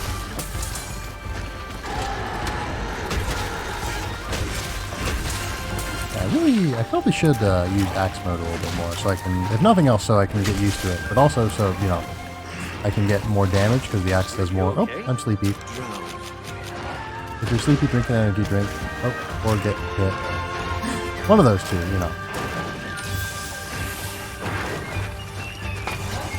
Yes, if you're sleeping, I would recommend actually sleeping. Don't always drink energy drinks, at least. Sometimes you got stuff to do. I get it, but you got sleep.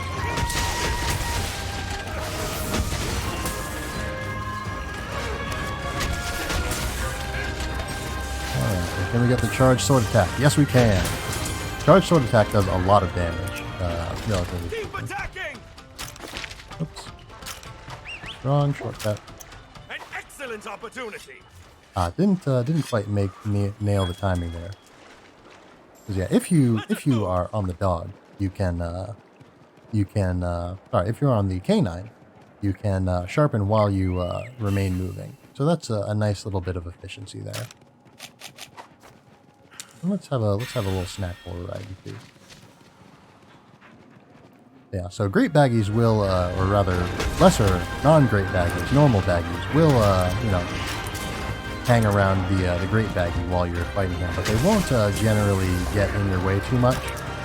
They don't coordinate their attacks, to my knowledge, like the great Azuchi and the lesser Azuchi do precisely.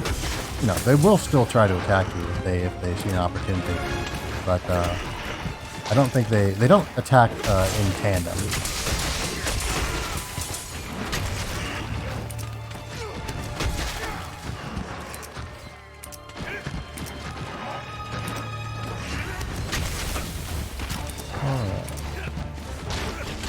Charge. Now we can refresh our shield.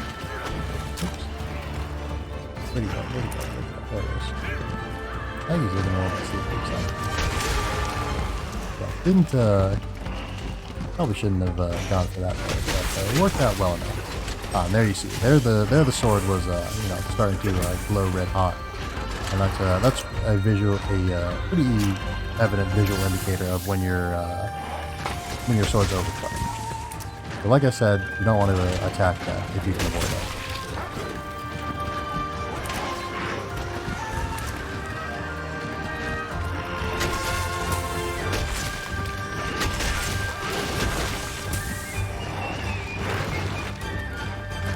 Very nice, very nice.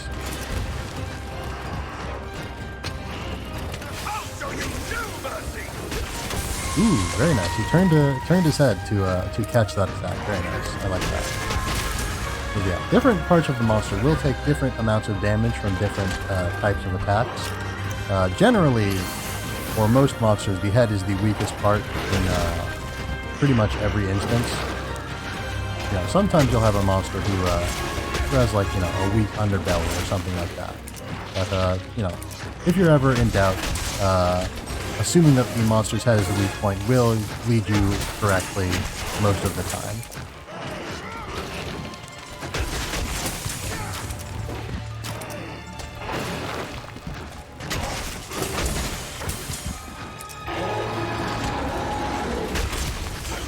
I can't imagine he's weak now, so yeah, I can't imagine that Great Baggy here is going to survive for too much longer. This probably won't finish him. Or definitely won't finish him off now that you've you know, executed it and it didn't finish him off. Yeah, see the damage on the charge sword attack. It's pretty good. Oh, did you oh, hold on. I didn't know you could put the Great Baggy to sleep. I thought it was just straight up impossible to put to sleep. Man, good job, Field. My goodness. You did it. You did it right there. So, can't do an elemental discharge, but we can do a pretty big attack. Oh, and we can miss. So, yeah, Sleeping Monster will take more damage from whatever attack wakes them up. Sorry, little baggy. I'm trying to kill your boss here, so please don't interrupt. Oh, wow. Completely whiffed. Alright, come on. Not gonna stay asleep forever. He's gonna... Oh, I should have taken, you know, just taken the opportunity when I had it. Just hit him normally, I guess.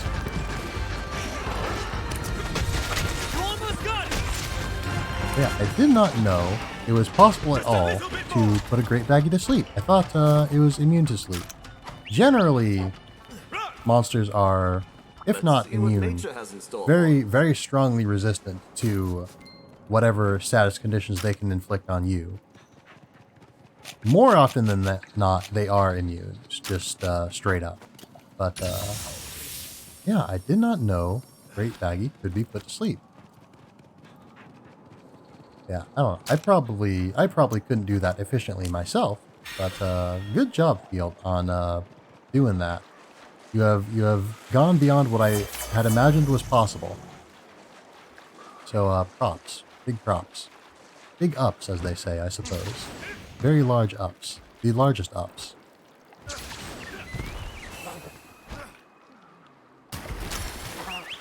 Not that I want to steal turns of phrase from other VTubers too much, I suppose.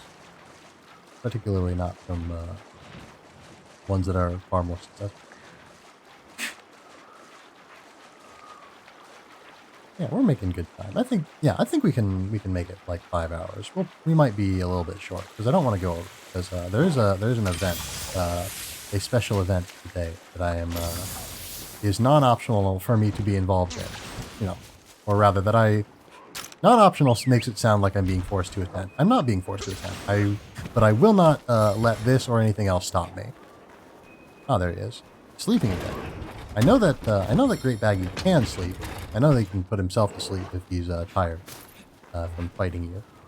And all monsters are asleep of their own volition. At least they will restore HP over time. So you know, don't let them do that.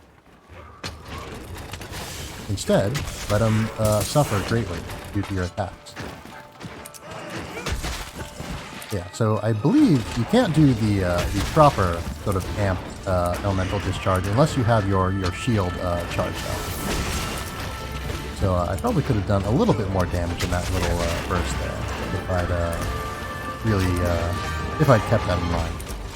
I don't know if I mentioned this earlier, but I usually do not play Charge Blade. At least I've never mained Charge Blade before, and honestly, in older games, I actively avoided using it for a little bit because for reasons that I won't get into immediately. I'll tell that story another day, but not now.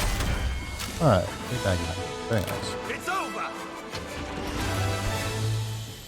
Yeah, I'll tell that story another day. I shall put this to good use. There we go. I remember in 3 Ultimate, you did have your hunting buddies. They weren't Palicos or Palamutes in that game, but you did have hunting buddies in 3 Ultimate, and I believe that they would carve, but I don't think hunting buddies in any later game did that. I don't think they do that anymore. They just leave all the carving to you, which is fine because you know, gathering type Palicos can just like get materials off monsters anyway. They don't need to carve them.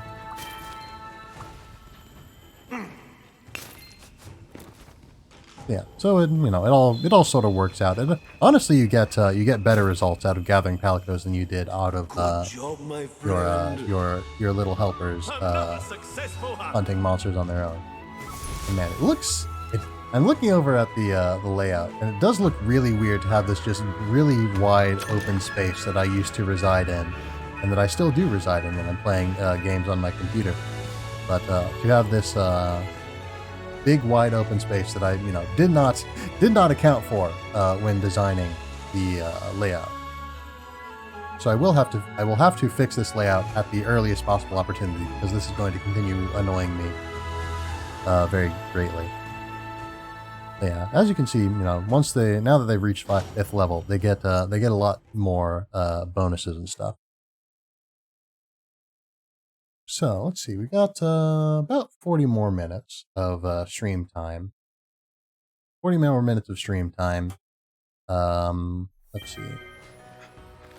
Yeah, now, since we've got our Palamute up to 5th level now, we can, I keep saying like 5th level as though they're D&D characters. Now that we've got our Palamute up to level 5, we can get the stuff from this guy, and maybe I should be reading his dialogue, but whatever.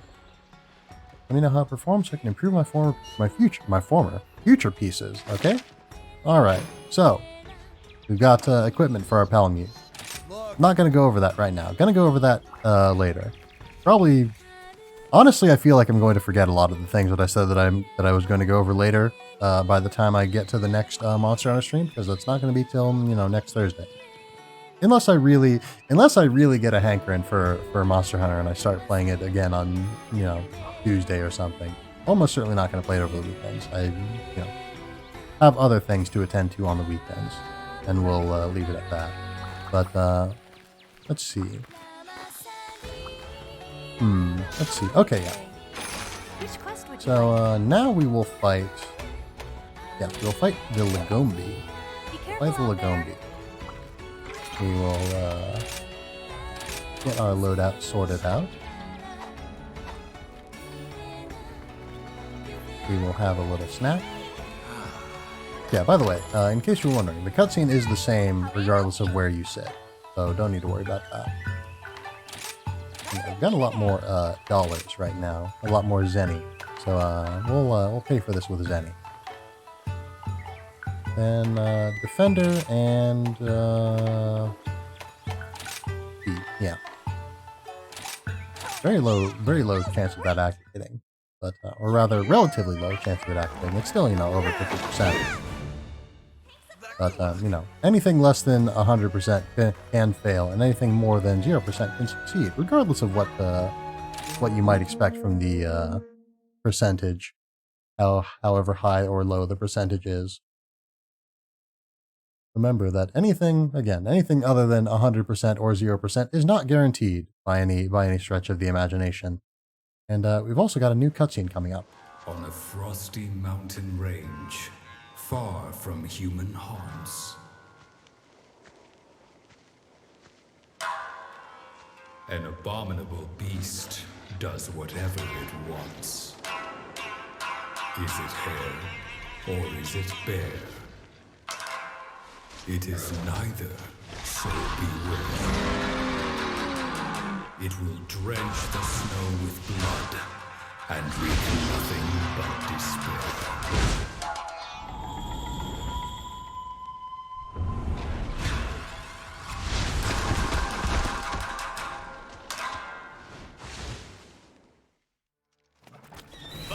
Very dramatic. Yeah, Lagombi, you may have noticed, has very similar animations, or has a sort of similar body type and some similar animations to Arzuros.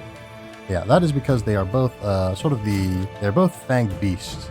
Or, well, I guess that's not both because they're both fanged beasts, but they are both fanged beasts. That's unrelated though. But they have the same basic animation skeleton, and a lot of the same same basic animation skeleton and a lot of shared animations, but less than they used to, I think. Less shared animations than they used to, and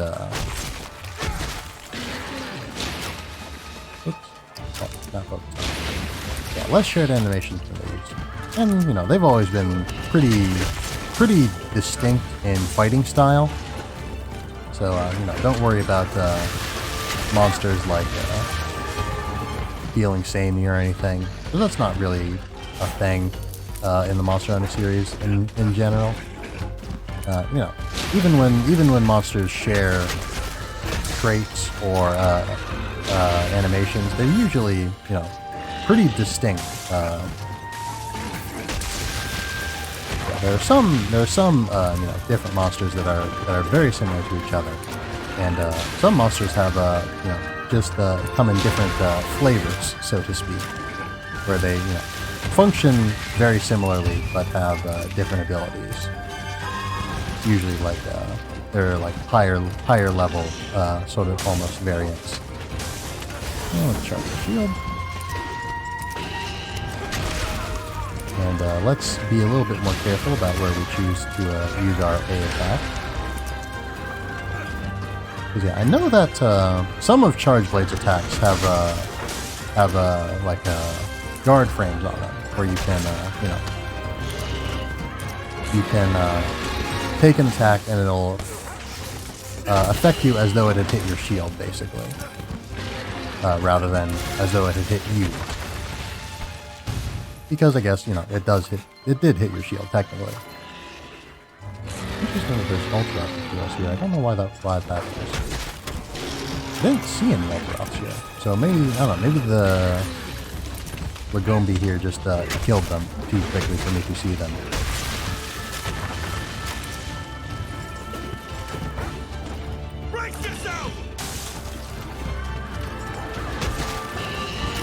Yeah, usually when a call out is made regarding an attack, it's because it's going to be either an especially powerful attack or an attack with with special properties on it. Lagombi was able to do... I don't know if you can still inflict the status. I don't know if the status exists in this game, but you could get covered in snow from its snowball attacks and whatnot. I don't know if that's still a thing, necessarily, but it definitely was a thing. Oh, where's, there we go. Come along, Van. Yes, that very large small monster right there was a Popo, and they're delightful.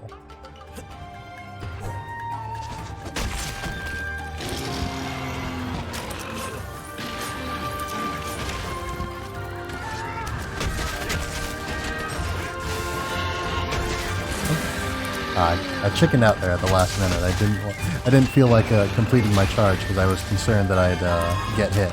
But yeah, he wasn't attacking it. He just stopped to roar. So I should have been a little bit bolder. Oop. Yeah, so that's one of the attacks that it shares with Arzuros. The sort of sit activity. Oh. Alright, gotta heed Tsushu's advice. Yeah, like snowball attacks like that used to be able to inflict, cover you in snow. I don't know if they can still do that. They can cause ice blight, I'm pretty sure, but that's very different.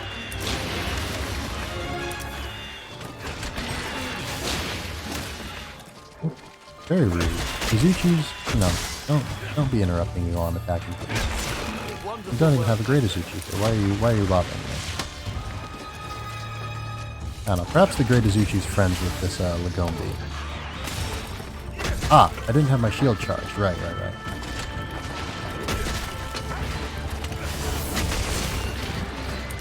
Yeah, and your Palico will also give you some like call-outs occasionally. You know, if you saw there, to like let you know of the monster's status and stuff. Let you know when it's tired. Let you know when you can capture it.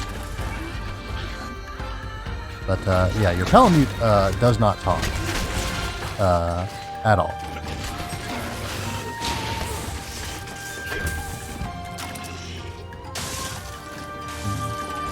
I don't know. I'm almost tempted to get hit with one of these snowball attacks to see if they still do what I think they do.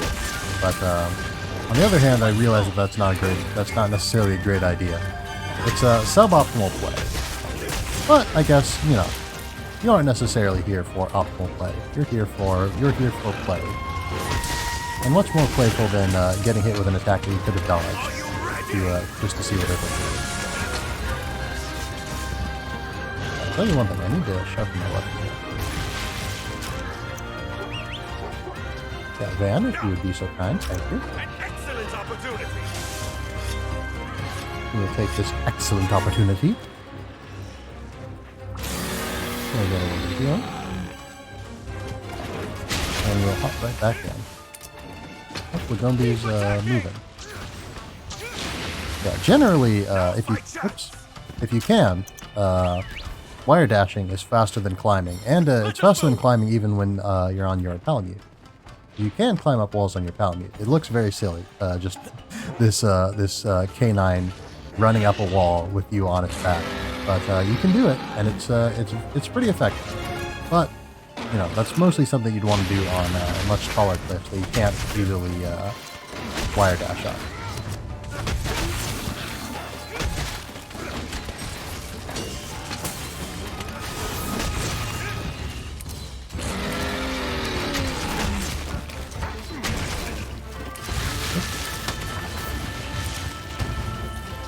I have noticed, I think getting hit while you have your shield charge gives you a little bit of charge on your files. Oh, did that? Oh, right, you have to release it. I forgot about that. Yeah, if you don't release it, then the sword won't jump. Oops. Let's have a snack. Get a little bit more sun. Oh, I missed the chance to get covered in snow. At the end of every winter. It is the end of winter now, I suppose. Well, winter's been over for a while now. Alright, so it doesn't... Standing in the piles of snow doesn't get you covered with snow, sadly. Oops, that was suboptimal. Oops, and so was hitting the microphone there. Whoops, whoops, whoops. Let's not get too silly. Let's back up a little bit and let's heal.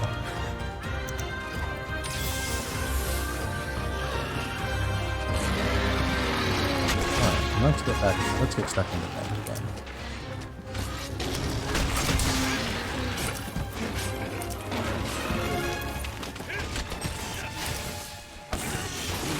Ah, just a little bit too far away for that to work out. But it's just close enough for me to anti-elemental discharge on it. And break his ears, very nice.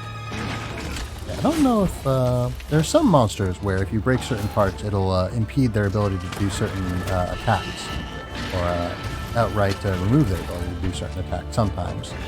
I don't know if that's true of the Lagombi and its ears, though. Yeah, I think a Lagombi with broken ears is as good as any other Lagombi, more or less. Save for, you know, whatever other damage you inflicted in the process of breaking ears. There was a brief field of sleep gas there that Palico launched.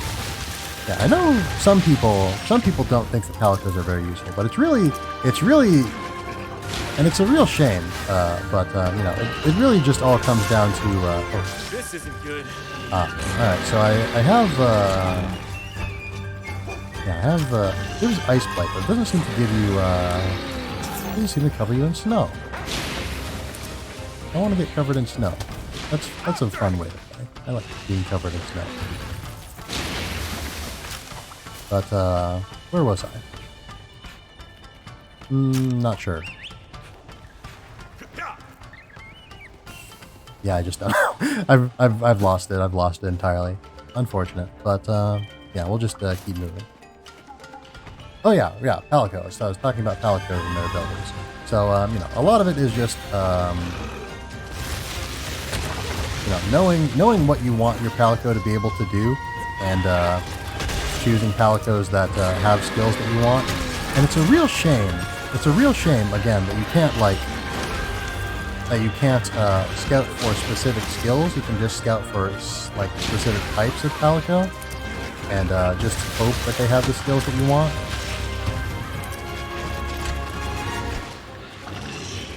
Yeah, it's a real shame because the older games again gave you a lot more control over like what you wanted your Palico to be able to do. And I don't know why that they don't do that in this game too. Or they don't do it as much, perhaps.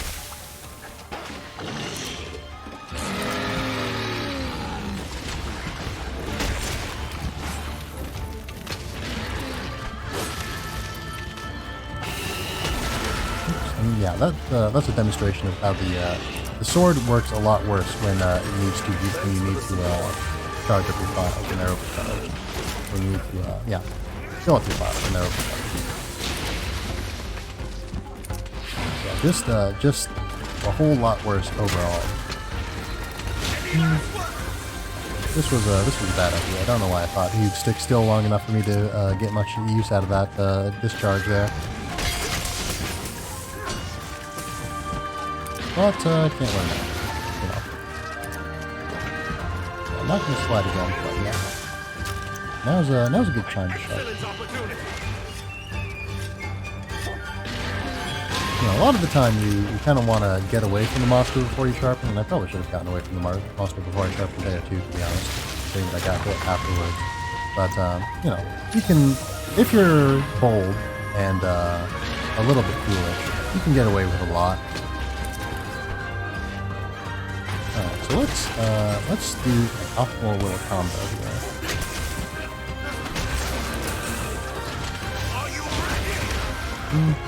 Suboptimal.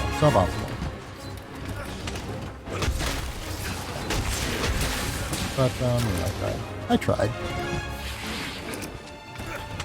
I will create a diversion. Yeah, these little fellas here, you can get monsters to attack. Very nice. Nice mechanic.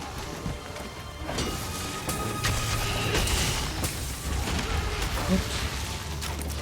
Ah, and since it was behind him, it did his sit-down attack. Yeah.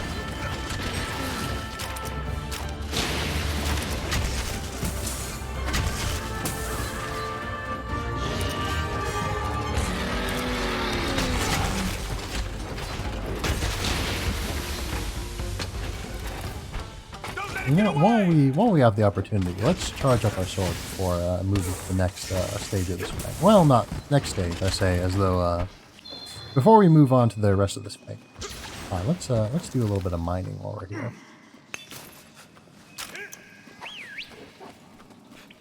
We will ride, and let's see. Let's have a nice steak now. Have a nice steak. Yeah, so like it said, or I don't know if it said that actually. I don't know if I read that, but you know, if you eat a well done steak, it will fully restore all of the stamina you have up to the you know, the limits of the red portion of your stamina meter, basically. Because yeah, while you can increase your maximum stamina out in the field, yeah, what it is at the moment is what it is, basically. And it only goes as far from eating as the red portion of the meter.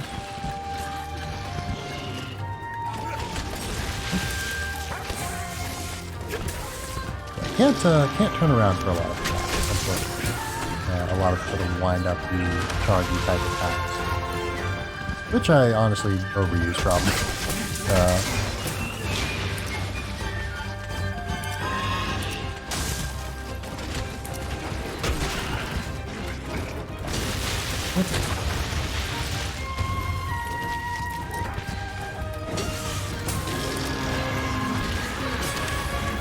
Yeah, so the end of that attack, I know, is one that gives you guard frames.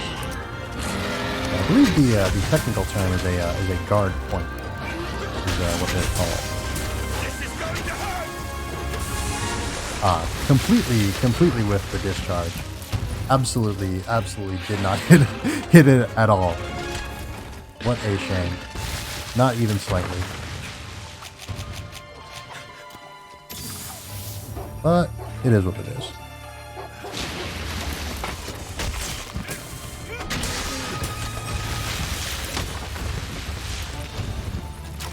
Yeah, your shield will let you block a lot of things that you really probably shouldn't be able to block.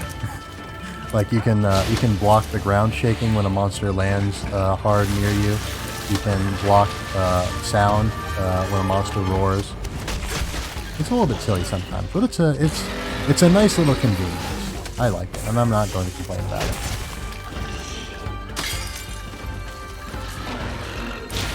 What is not convenient is the fact that you do lose sharpness when you block attacks. Because you know the shield is you know, your axe. It's the part that becomes the axe when you yeah, it's the part that becomes the axe when you morph your charge blade.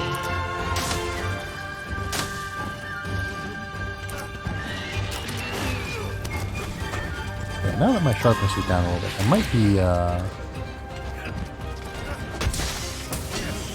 might bounce off him a little bit. He doesn't. Lugomi doesn't have a lot of particularly hard bits on him. Arzuros is a little bit meatier, so to speak. Alright, let's take the opportunity to ride. And there we go. I was wondering where you were, buddy. And let's sharpen while we are on the move. For maximum efficiency. Looks useful. And then get some free healing while we're passing by. And we will stay in hot pursuit.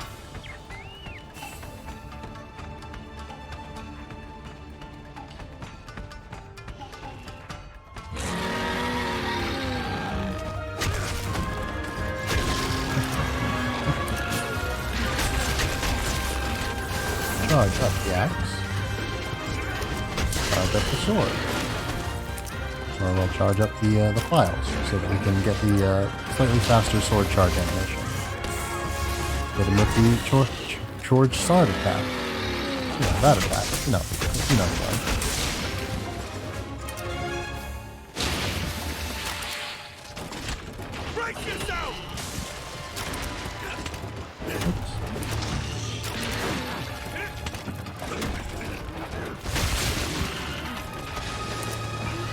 Ooh, he's poisoned now. Good job. This is going to hurt! Hey, there we go. It's over! Very good, very good. I shall put this to good use. Alright, and let's see. We are at 20 minutes left. So I think this is a good place to wrap things up, I think. Yeah, so we'll get back to town. I don't know if there's any more business that we'll want to take care of while we're there. Because I think now I believe we're gonna get another quest. We're gonna get another urgent quest. I think I completed the right number of these key quests. And if we didn't, then I'm not going to fuss about it. I'm just gonna end the stream while I'm at a good stopping point. I'm getting a little bit tired. I've had a little bit of trouble getting to sleep on time recently. I need to, I'm not going to go to sleep after this because it's like, hardly, the sun is not even set yet. It is still very, very much daytime here. Well done. But, yeah. Oh yeah, we got a little animation where we thank the wine club. Very nice. But yeah, don't wanna push myself too much. Like I said, I've also got the slightly sore voice. So don't want to push it. I'll just end it while I'm at a good stopping point. Won't make myself go over time. Later. Oh, my tracking's failed again. Oh, there we go. All right, we're back to normal. Well, Tiberious, looks like you're racking up those notches on your hunting belt. Speaking of which, Yori said he needs your help with something. That kid's normally the DIY type, so I guess he sees something in you. Him and everyone else in Kamara, I'm sure. You've got something good going on, Squirt. Don't go and disappoint him now. Wahaha! Well then, don't keep our boy waiting. Well, I'm afraid our boy is going to have to wait till next week, unfortunately. But we can be patient. I believe in him. Let's see. Yeah, we'll get everything reset. What else are we gonna do? Probably nothing really, because there's stuff that I could do. There's a lot more stuff that I could do, but I don't want to, because it would take a while. But yeah, a lot of mechanics to go over next week, I suppose. So, oh, pardon me. Wow. But yeah, I think we will just call it here for now. Let's take it back to the studio. And see, I think the game audio should be not audible anymore. It should not be audio anymore, I suppose. Is it still audio if it isn't audible? One of the great philosophical questions of our time. But yeah, thank you very much for sticking around with me for this here stream. Let's see, what else? What business do we have before we wrap up here? Let's see, we've got so yeah, tomorrow I hope to have finished some more I want to call them UI elements, but it's not a video game thing. I will hopefully have finished a few more graphics for the stream. Like let me just real quick go to the for instance the prep screen here. So hopefully I'm planning on doing something to make this look a little bit better. I'm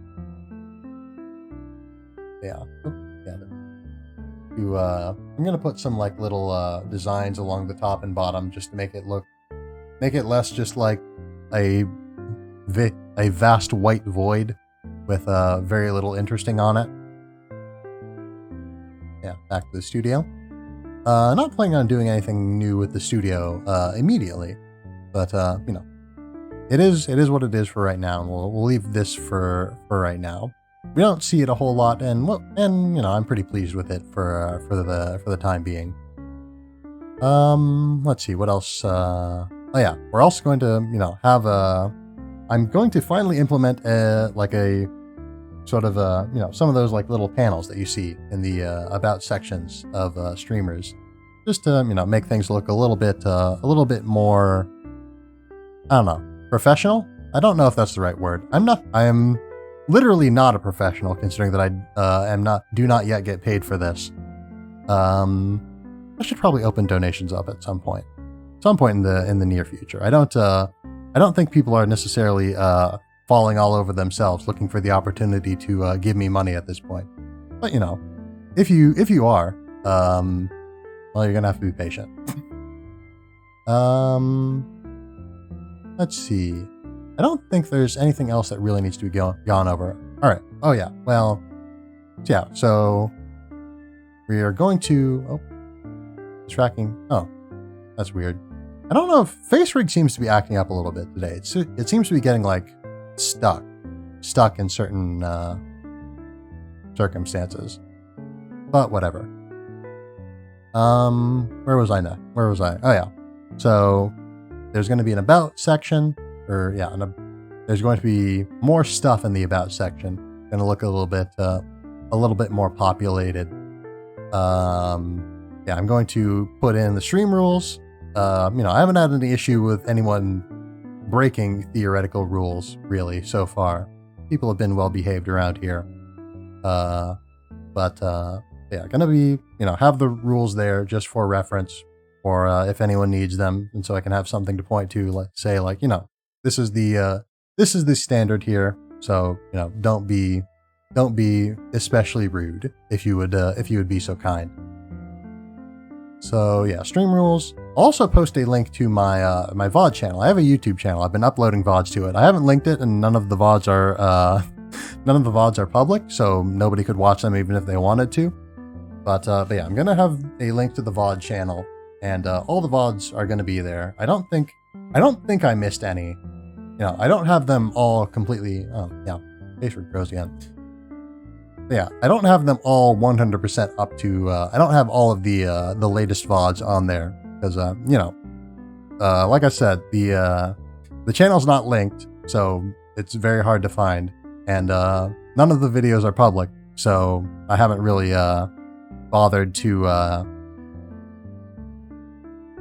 make them available in a timely manner on a particular schedule. But I'm going to be doing that here in a little bit. Again, probably tomorrow. Probably it'll be, won't be super relevant until then, I suppose. But yeah, VOD channel will be available. About section will be available. There's going to be a little bit of lore in the about section, but most of the lore I will probably save until my re-debut, my debut almost, really, because I've been streaming for all this time, but I never really had any sort of like event or like introduced myself really in the fashion of the typical fashion of VTubers. So in some ways, I almost feel like I haven't debuted yet, even though I am here and am streaming. But yeah. So again, I do not. I believe I've touched on this very briefly in the past, but we do not currently have a time frame for the debut stream. It'll happen. We don't know when though. But yeah, when that happens, it'll happen. I don't know. I'm still not sure at this point whether to call it a debut or a re-debut. But whatever it is what it is. Whatever it is what it is. And let's see, any other business to attend to? I'm not, let's see. So more graphics, rules, VOD channel, a little bit of lore. Yeah, I think that's everything that I plan to have done between now and tomorrow's stream, which just as a reminder is 7 o'clock Central Time. Let's see. Yeah. So then, go back. We'll be back, next week with the usual schedule, broadly speaking. I don't expect to be doing any extra streams like I did this week. I did a test stream on Tuesday, and I thought about doing a stream on Wednesday, but I never got around to it. Or rather, I just didn't. I didn't feel like it. I didn't feel like getting set up, to be totally honest. But yeah, so we'll be back to, as of right now, we're planning on a completely normal, mundane week next week. It'll just be, Monday to Thursday, 1 p.m. Central Time. Monday, more Hollow Knight. Thursday, did I say Tuesday? I meant Thursday. Yeah, Monday, 1 p.m. Central, Hollow Knight. Thursday, 1 p.m. Central, Monster Hunter Rise. Friday, 7 p.m. Central, Hollow Knight. And also this Friday, 7 p.m. Central, Hollow Knight, because I don't think I mentioned the game that I would be playing. And all of this should be available, in the schedule page if you need to come back and review it. And let's see, we're getting, very... I don't know why I'm worried about going over time. There's nothing super pressing at this point. I just don't want to be, I don't want to go too late if I can avoid it. And what else? Actually, no, I just said that, I said on Face Rig's Lost Tracking again, I might want to look into alternatives to Face Rig. I have before. I have looked into some alternatives. I've looked into an alternative, I should say. I've used an alternative. Not on stream, but I've run it. I should say I've run the program. I don't know. I feel like I should say more things, but I don't. I think I've run out of things to say, so I think we'll just call it here. So, yeah, I've already talked about the schedule. I've already talked about the things that I'm going to do between now and tomorrow's stream. I think that should be... I think I need to move in such a way that I stop causing Face Rig to lose track of me is what I need to do. But, yeah, that should be it. That should be it. So, let's just call it here, I suppose. Yeah, thanks again. Thank you very much for watching. Thanks for being here. I hope you all have a wonderful day. Still don't have an outro. I want... On some level, I think it would be funny to make my outro be I still don't have an outro, but on the other hand, I think that's a little bit too on the nose, to be honest. I think that's a little bit too jokey, too goofy. Too much of a silly thing to have as an outro. But we'll figure out an outro at some point, or maybe we won't. Maybe we won't bother to have an outro. Maybe I'll just say bye. Maybe I'll just say bye to you all, and however I feel like saying bye. Because I do sort of have an intro. It's a very short one, but I do have a bit of an intro. But yeah, I think that should cover everything for now. Yeah, once again, thank you very much. See y'all next time.